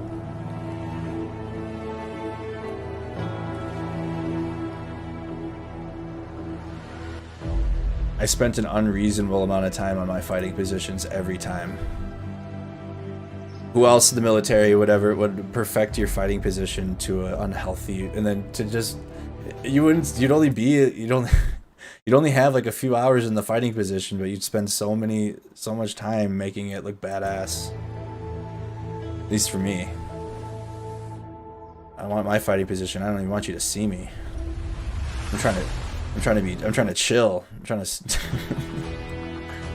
need a nap spot.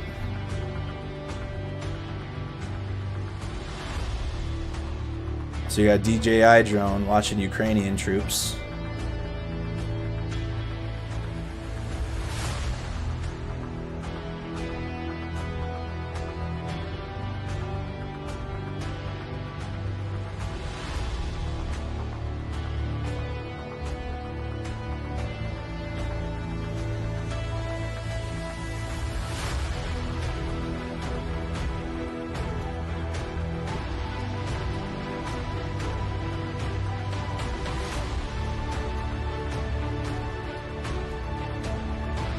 I still think it's wild these drones can like hover in the air and not move. Like give such a still image. I'm getting one. I'm getting one of these DJI drones. I have to get a pilot's license, but I'll do whatever I gotta do. I need one of these for future. references.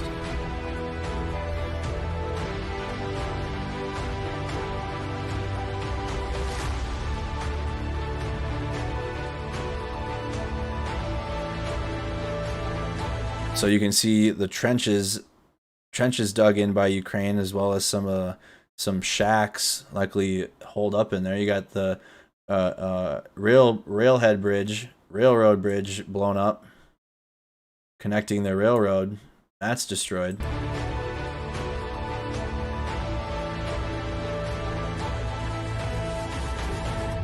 The all-seeing drones. Pick one up in Ukraine. Just pick one up on the ground. The DJI UAVs, Wings of Russia volunteer group. So the Russian Ural truck with improvised armor. Ooh, cope armor in the chat. What is that? Is that a piece of siding on the... What is going on here? What do they do? What's with the... They just did whatever they want on this thing. It's more, the more you look, the more you see. It's one of those, I mean, where are those Where's Waldo photos on all of these? The longer you look, you're gonna you're gonna see more.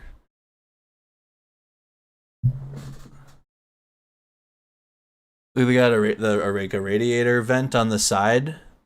The right side doesn't even match the left side.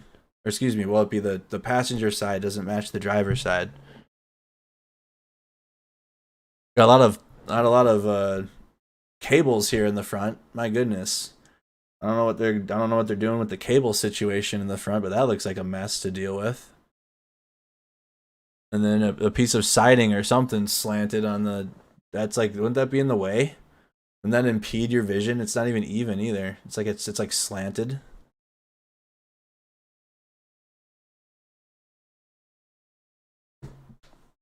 Hope armor. VDV, Radzvitsky, Spetsnaz, and Mykolaiv and Kherson. And that's a BMP. DJI drone. Unclear what type of sniper that is. I'm not a sniper expert. I can tell you vehicles though. BMP. Video of Russian sappers removing mines from the Izium front. Damn.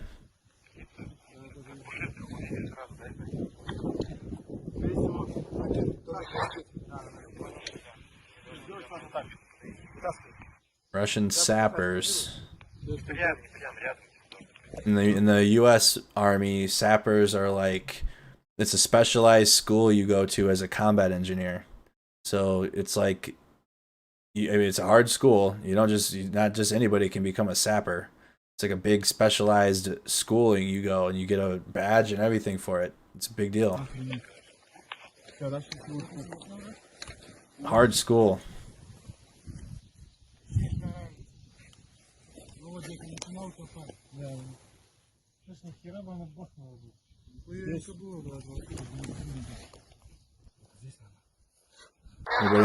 Anybody in the chat been to sapper school or know anybody that went to sapper school?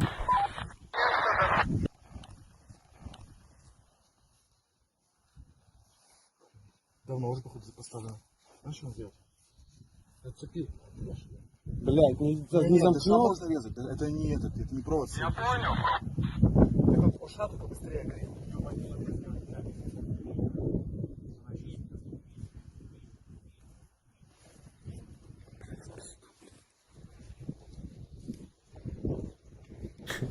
You go out and find mines, yeah. No, I would not do this job, dude. I just think of Tom Cruise and like the Wire. If you cut the wrong damn one, dude, it's over with. Yo, what up, Jabba?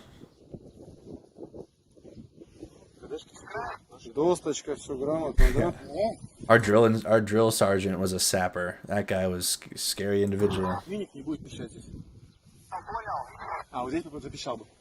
We had a ranger drill sergeant and a sapper drill sergeant. Help. Help. like a 1-2 combo in the morning.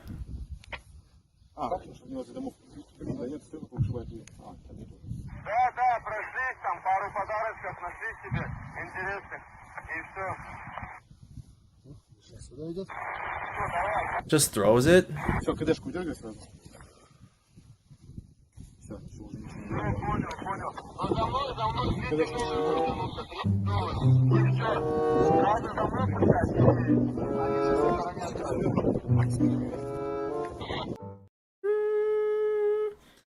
I don't know. I was with it until he just like threw it. Right? Все, КДшку дергай сразу.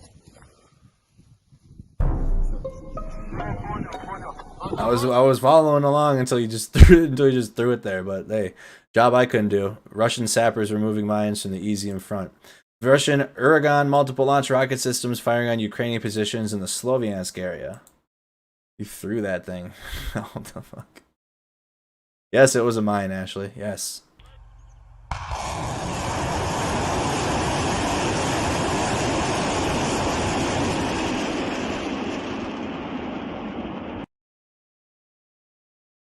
I don't know.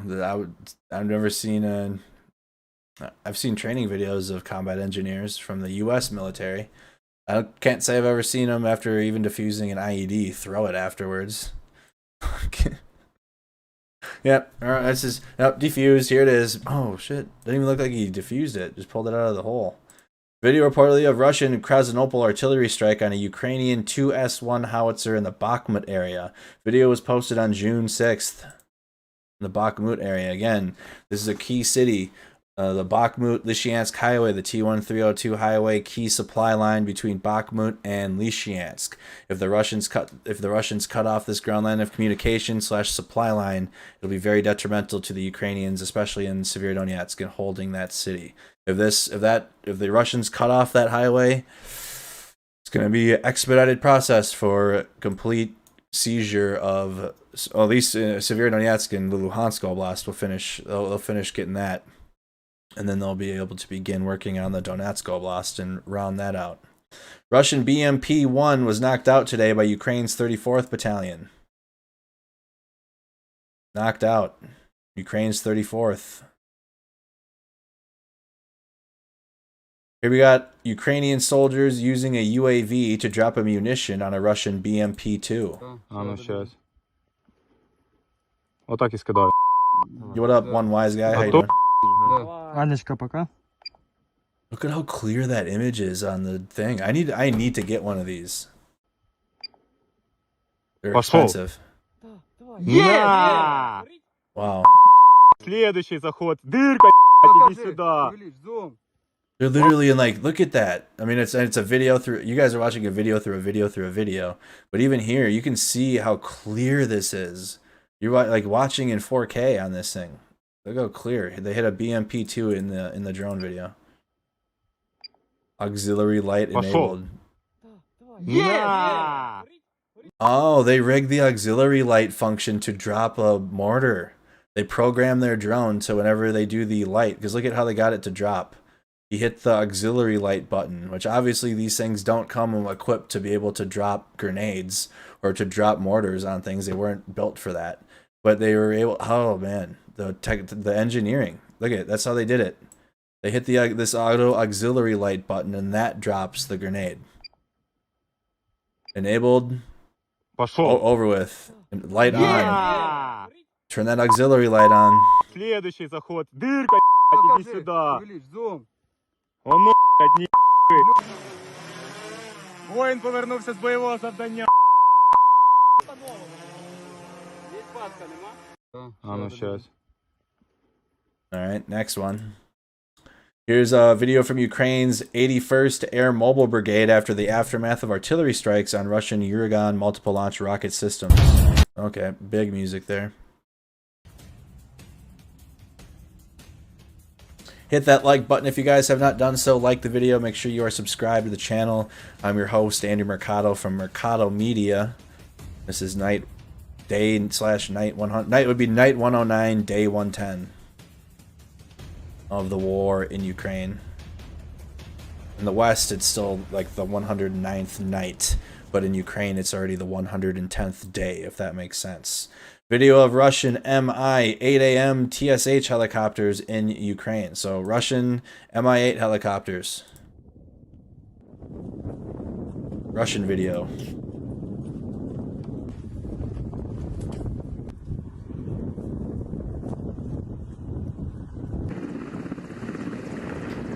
Got the V indicator on it. The V on there. Thank you, Jeff, for the like. Thank you so much.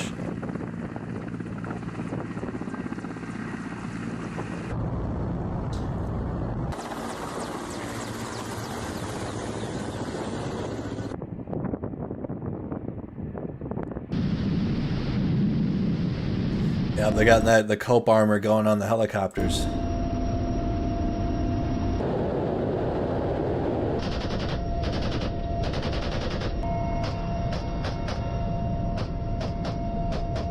Who's seen Tropic Thunder?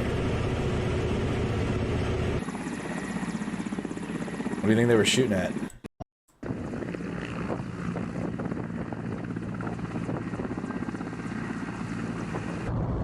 I'm trying to think, what is it? We Were Soldiers or Apocalypse Now with the dude. It's one of those two. The dude, the gunner, in the helicopter. Is it Apocalypse Now?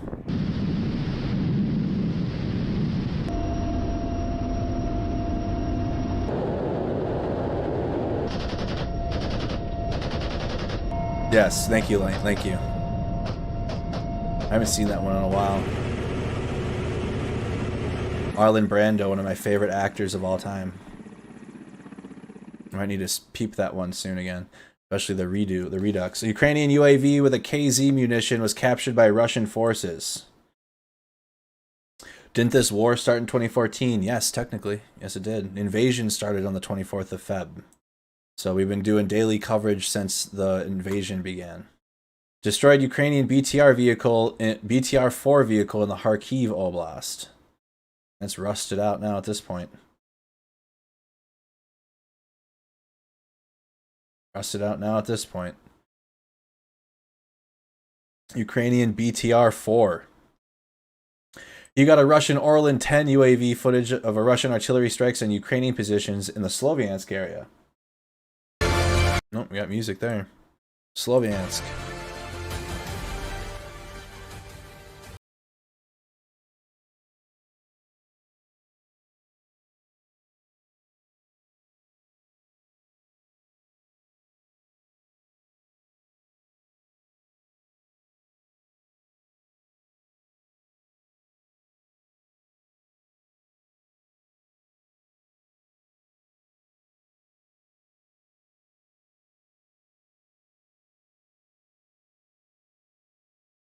With the epic music.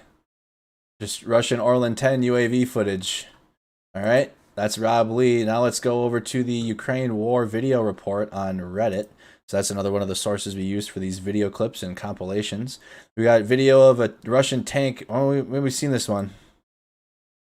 Another mine. Oh, we've seen that one. Where it drives over the tank and gets blown up. But I suppose we can watch it if you haven't seen it. Russian tank drives past another destroyed Russian tank and drives over a secondary mine. John Bartley. I'll send you a QX3 to learn on, and then you can spend the cash on a badass DJI drone. Ooh. John, thank you. Russian tank overtakes another Russian tank and hits a secondary mine.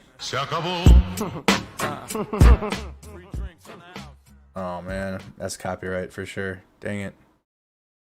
Russian tank overtakes another Russian tank and hits a secondary mine. So the one's already blown out. This one, that's a BMP. Boom.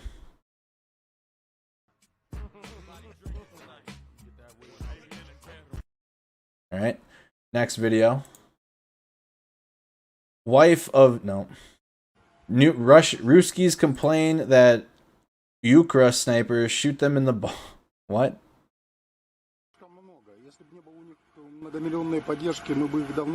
I wish there was translation. I don't have translations. Apparently that they're complaining that they're getting shot in the balls. Okay. Ukraine made Snipex T-Rex 14.5 by 114 millimeter sniper. Let's peep this really quick.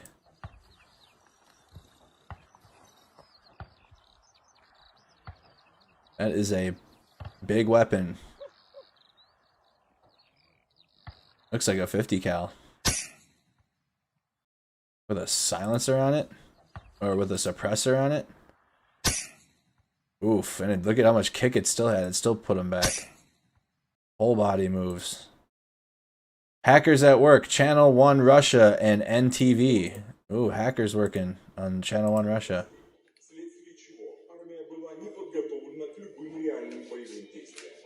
Потери российской армии на войне с Украиной составляют более 30 тысяч человек. А к 2023 году эта цифра достигнет 1,5 миллиона, включая мирное население. Военный бюджет был разворован коррупционерами и генералами. 70% финансирования так и не дошли до военных частей. Вследствие чего армия была не подготовлена к любым реальным... Able to get the some images of Russian military and happenings within Ukraine. And happenings within Ukraine. Ukrainian SBU rapid takedown of a Russian agent.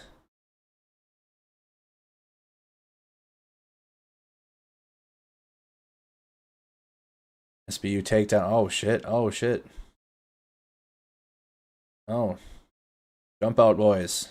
Ukrainian jump out boys.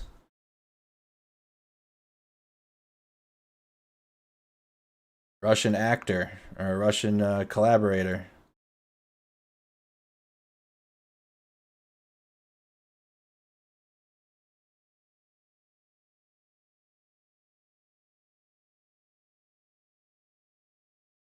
Okay.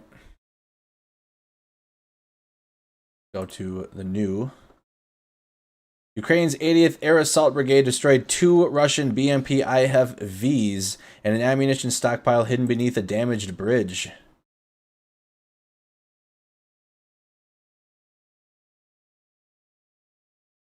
Beneath the bridge. That's gonna be very smoky. The video is very hard to see too. Potato quality. Potato.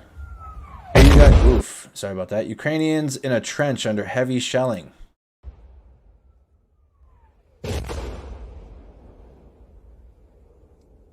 Wow, they got.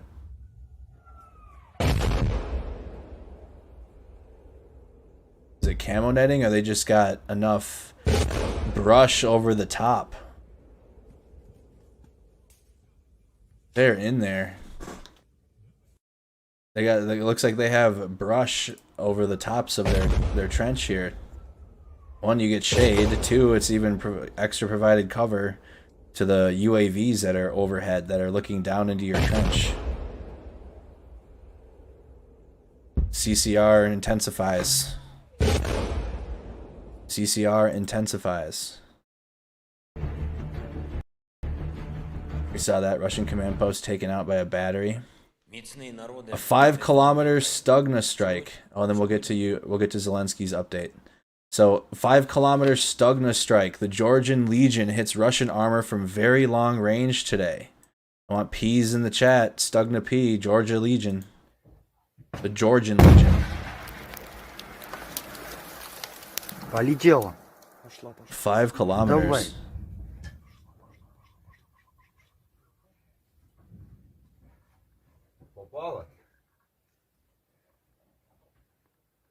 Hey Ron, thank you so much for becoming a member. Ron Bevins, I'm sorry I didn't thank you. I must not have seen it. Also, Joe Cook, thank you for Joe Cook, thank you for subscribing to the channel. So Joe Cook and then Ron Bevins, thank you. Полетела. Давай.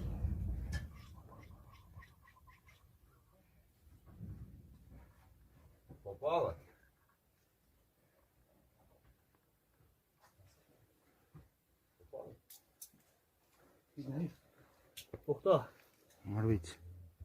That took a while to get there. Горит нахуй. Direct hit too. That took a while to travel.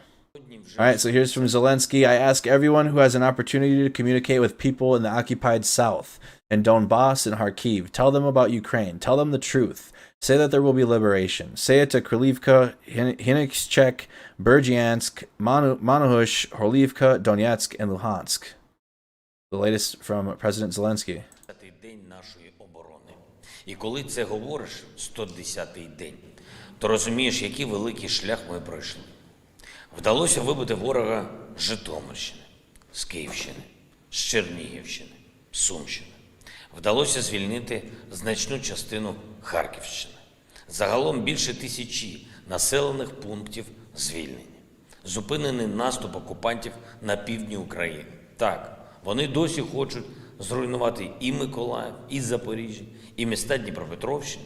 Їм поки що вистачає сил, щоб бити з артилерії по Зеленодольську і Гуляйполю. Одеса залишається мішенню для російського флоту. Але вже були зірвані десятки спроб наступу російської армії саме там, саме на півдні. How confident are you guys? How confident are you in Ukraine's counterattacks and regaining territory down here? Comment in the chat. All right, I'll do a poll while the president's talking. A confidence poll. We'll do we'll do very confident, somewhat confident, not confident, or whatever. I'll do a confidence poll, and I want you guys to vote in the poll on Facebook and YouTube. Частину громад Херсонщини. В боях на Донбасі, а вони точно увійдуть у воєнну історію як одна з найбільш жорстоких битв у Європі і за Європу. Українська армія і наша розвідка тактично все ж таки переграють російських військових. І це попри значну перевагу росіян у кількості техніки, а особливо в артилерійських системах. Ціна цієї битви для нас дуже висока. Вона просто страшна. І ми щоденно звертаємо увагу партнерів на те, що тільки достатня кількість сучасної артилерії для України забезпечить нашу перевагу і нарешті кінець російських знущань над українським Донбасом. Сьогодні стало відомо про загибель ще однієї дитини від російських обстрілів саме там, саме на Донбасі, в Луганській області. Хлопчик 2016 року народження. Він мешкав у Лисичанську, в звичайному будинку, на вулиці Московській. Ось так. 6-річний хлопчик на вулиці Московській також, як виявилось, небезпечний ворог для Російської Федерації. Ми маємо справу з абсолютним злом. І ми не маємо іншого вибору, ніж йти далі, звільняти всю YouTube polls coming up, and I'll get the poll on Facebook next. нашу територію, вибивати окупантів з усіх наших областей. І хоча зараз ширина нашого фронту вже понад 2500 кілометрів, відчувається, що стратегічна ініціатива все ж таки за нами. Ми прийдемо в усі наші міста, в усі наші села, в яких поки що немає нашого прапору, немає на адміністративних будівлях, хоча українських прапорів там, я впевнений, дуже багато. Просто у людей, просто вдома. І ми їх вже бачили, коли люди протестували проти окупантів. І ми їх ще побачимо всюди, коли повернемось. Ми прийдемо в Херсон, і звичайні херсонці на вулицях міста будуть зустрічати саме нашу армію. Провал окупантів, які намагалися святкувати так званий День Росії, тільки доводить, що Херсон – це українське місто. І херсонці святкуватимуть тільки українські свята. Ми прийдемо в Мелітополь і повернемо усім мелітопольцям можливість жити без страху. І, до речі, усі колаборанти, які погрожують зараз відібрати землю у фермерів в Мелітополі та в інших районах Запоріжжя, самі дуже ймовірно опиняться у цій Facebook polls coming up. землі. Ми прийдемо в Маріуполь і звільнимо місто втретє. Вже втретє. Його звільняли у 1943 році від нацистів, блискучою операцією. У 2014-му, саме у цей день, 13 червня, завдяки мужності наших азовців та інших підрозділів, Маріуполь був звільнений вдруге, звільнений від бойовиків, які тоді ще не усвідомлювали повністю, до чого їх направляє російська держава. А зараз вони це бачать. Бачать спалений Маріуполь. Бачать, для чого туди прийшли росіяни. Але ми не дозволимо зробити це місто мертвим. Ми повернемо його обов'язково. Потрібно тільки Достатньо зброї, щоб це забезпечити. І вона є у партнерів в достатньому обсязі. І ми працюємо щодня, щоб з'явилась також і політична воля для надання нам цієї зброї. Ми прийдемо в Енергодар. І я хочу повторити кожному і кожній у місті, хто виходив на вулиці проти російських військових, хто відмовляється працювати з окупантами і хто сьогодні нас чекає. Хочу повторити, що ми ні на день не забули про наш Енергодар. Маємо розуміти, що окупанти тримають захоплену територію не просто в інформаційній блокаді. Я би назвав її цивілізаційною блокадою. Вони намагаються зробити так, щоб люди не просто нічого не знали про Україну і про те, як ми стараємось звільнити нашу територію, але й щоб навіть не думали про повернення до нормального життя, щоб змирились. В частині районів окупанти свідомо не дають відновити постачання електрики. У багатьох громадах вони просто заблокували зв'язок, відключають наше телебачення, закрили виїзд з окупації і просто не дають навіть гуманітарних коридорів, щоб ми могли завести людям хоча б базові товари і ліки. І я прошу усіх, у кого є така можливість спілкуватися з людьми на окупованому півдні, на Донбасі, на Харківщині, говоріть їм про Україну, говоріть їм правду, говоріть про те, що звільнення буде. Говоріть Кирилівці, Генічеську, Бердянську, Мангушу, говоріть Горлівці, Донецьку, Луганську, говоріть усім на Харківщині, хто ще змушений бачити російський прапор на нашій українській землі. Говоріть їм, що українська армія обов'язково прийде. Звичайно, ми звільнимо і наш Крим. Прапор України знову буде над Ялтою Судаком, над Джанкоєм Євпаторією. І хай кожен з російських посадовців, хто захопив собі дорогоцінну землю в Криму, пам'ятає, це не та земля, де їм буде спокій. Немає сьогодні тієї людини, яка точно скаже, скільки часу триватиме наш шлях до перемоги. Але абсолютна більшість людей сьогодні вже усвідомлює, саме такий наш шлях, саме так завершиться ця війна. Ми відбудуємо все, що зруйнували окупанти, від Волновахи до Чорткова, бо це Україна. І це на нашу долю випало повертати і укріплювати. Я пишаюся усіма нашими захисниками і захисницями. Вічна вам слава, вічна пам'ять кожному і кожній, чиє життя забрали окупанти. Слава Україні! Talking about the occupied territories that Russia holds, and I wanted to show you guys this. I almost forgot. It almost slipped my mind. Just skip for now. Going to my Twitter account, I retweeted this out of Mariupol, and the signage, just to give you an idea. Where do we go here?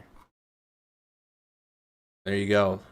Symbols, language, colors, signs, music all have major significance in the ongoing Russo-Ukrainian war. See what Russian occupation forces have done in Mariupol, removing city's coat of arms, foundation date, national colors, and substituting the Russian N for the Ukrainian I. Give you an idea of the Russification that is going on in Ukraine. Forced passportification, giving Ukrainian citizens Russian passports, essentially forcing them to become Russian citizens, paying their pensions in rubles. Just bad. Not a good situation going on for the civilians. Russia has killed hundreds of civilians in Ukraine's second largest city, Kharkiv, using indiscriminate shelling and widely banned cluster munitions, according to new research by Amnesty International. All right, so here's a new BBC report for the city of Kharkiv. I'm going to put that up on our map so you know where that is. BBC report from Kharkiv. Pull this up here. That is in the northeast Donbass. And the indiscriminate shellings that continue to take place within this city on the civilian population. Hundreds of civilians have been killed in the Ukrainian city of Kharkiv since the start of the conflict by indiscriminate Russian shelling. In a new report, Amnesty International accused Moscow of routinely using internationally prohibited cluster munitions and scatterable mines.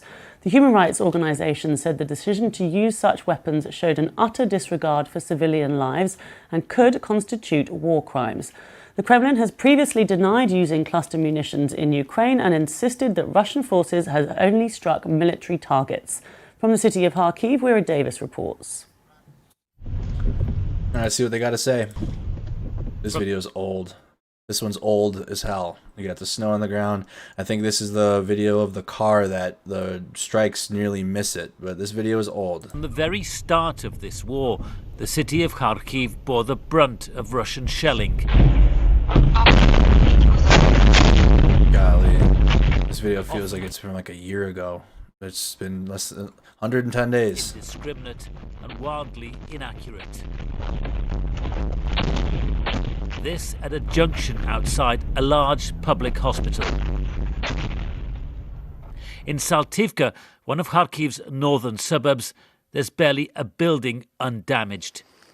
In these areas, says Amnesty International, the routine use of unguided rockets by Russian forces in built-up residential suburbs resulted in hundreds of casualties.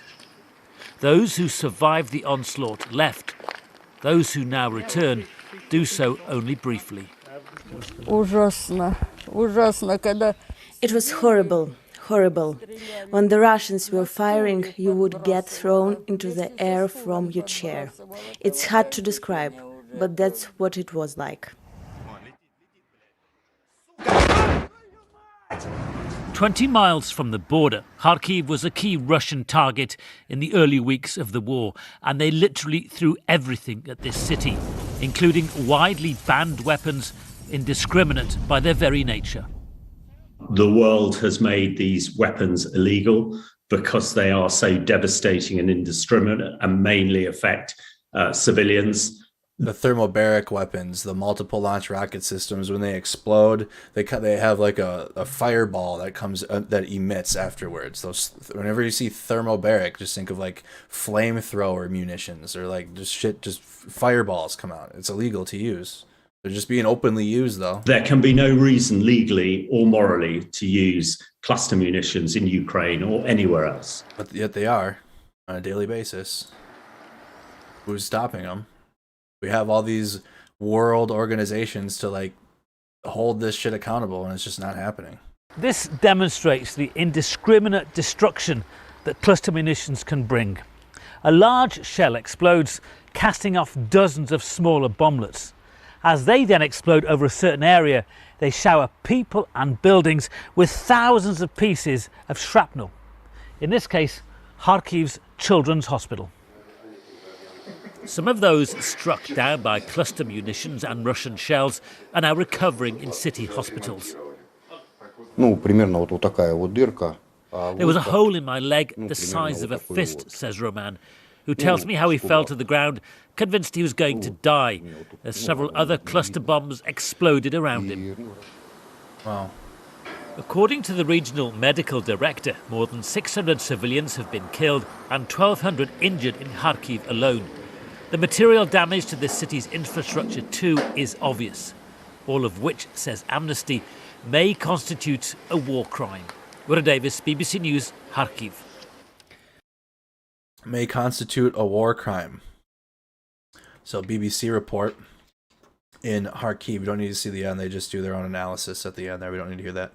Hello, I made a video on the Bucha massacre. Hope it can be of interest to you. Oh, okay. Now we're going to skip out on that one.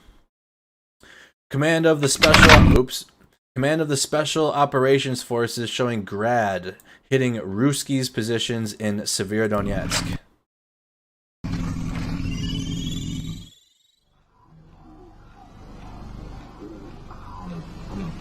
Ukrainian attacks on Russian positions.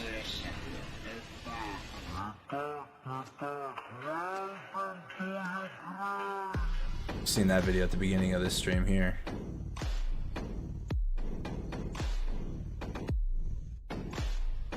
Russian vehicles getting hit by command of the Special Operations Forces.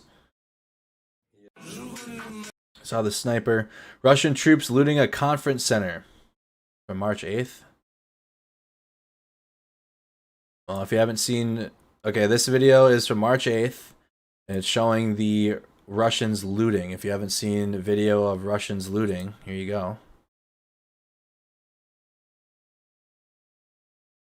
We can kind of skip through, bounce around. This is old video.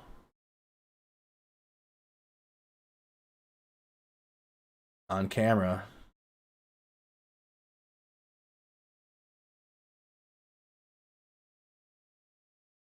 You can see the date time stamp in the top left, so you know it is from March 8th. They just noticed the camera, I bet. There they are pocketing shit.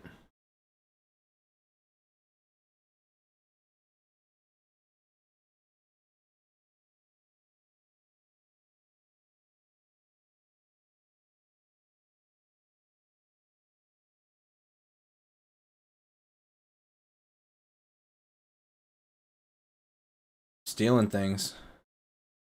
That's illegal in war. Super illegal. No audio here.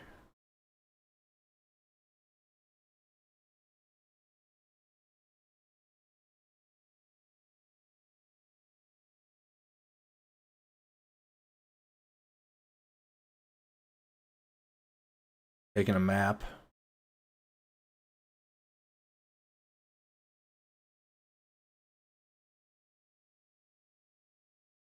It's reloaded as Makarov.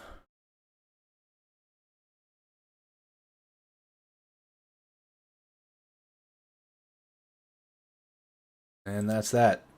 Russians on March 8th. Let's go to the... Let's go here. The top section from today. They got 3 sections on this Ukraine War Video Report. They got the hottest videos, which sometimes they're old. They got the newest videos, and then the top videos of the day, which some of these we've gone through already. Just want to make sure we didn't miss any. Ukrainian soldiers in the field. Make sure we didn't miss any from today. Oh, wow. Alright, let's refresh that. Potato quality video here. I didn't see him right away. I sure didn't.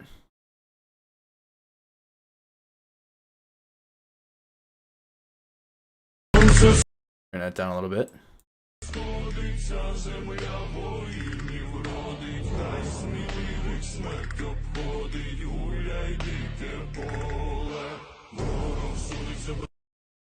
Ghillie suits on. Got the ghillie suits on. Fire from RPG-7 rockets on armored vehicles of Russian occupiers.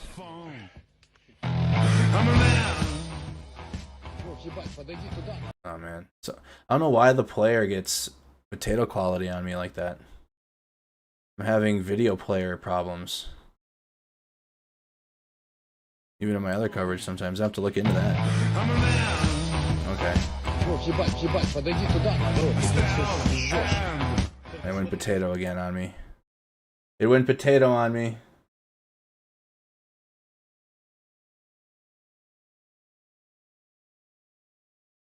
Why wouldn't it play normal?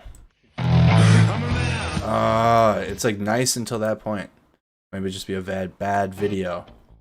Bad video. We seen that 16 hours ago. Saw the president speak. Russian occupiers received on merit. No location given, so I'm not gonna play. I'm not sure where that is. I think we got all of the latest for the day. I think that is the latest for the day there. We've gone through all the latest combat footage, all of the latest videos and happenings. If you do have more video that I somehow missed, if I missed anything important, please join our Discord server to keep the conversation going and share any relevant and accurate articles and video. If I missed something, please just let me know. Comment after the stream ends in the chat. say, hey, look into this. Like if you have like a pro-Russian talking point or something that you want me to look into, I will look into it.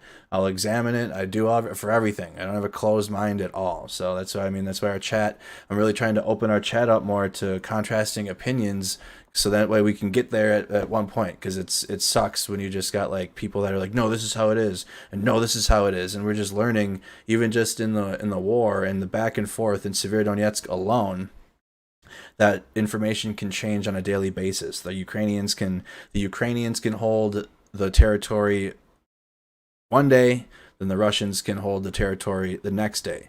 The Russians could advance one day, and then the Ukrainians could have a strong counterattack the next day. You know, things are fluid, things change. Things definitely change in war, in the military. Things can change on the drop of a dime.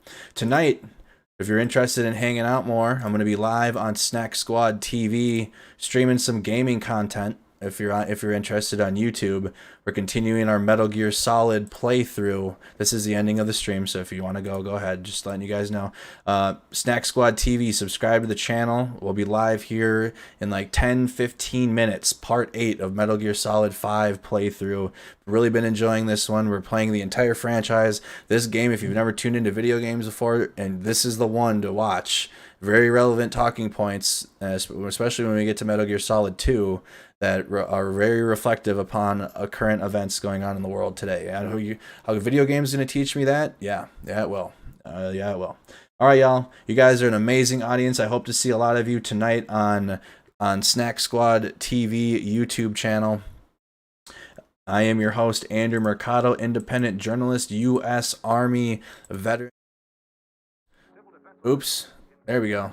U.S. Army veteran, independent journalist. Thank you guys. You guys are an amazing audience every single night. I am live every night covering the war in Ukraine. Make sure, again, you are subscribed to the channel. Notifications turned on so you don't miss any streams, so you are notified. Subscribe to Snack Squad TV for more entertainment type content like gaming, softball games. I stream all my softball games there. Just sometimes I'm editing a video and I'll go live and just talk with you guys and edit it while I'm talking. It could be anything, just anything other than current. It's basically a channel of streaming and like hanging out and playing video games and doing other things than talking about current events and polarizing events going on in the world, because we need that too. So if you're interested, I hope to see you on Snack Squad TV. Otherwise, you guys have a wonderful evening, and I hope to see you guys tomorrow. You guys have a wonderful night. Take care.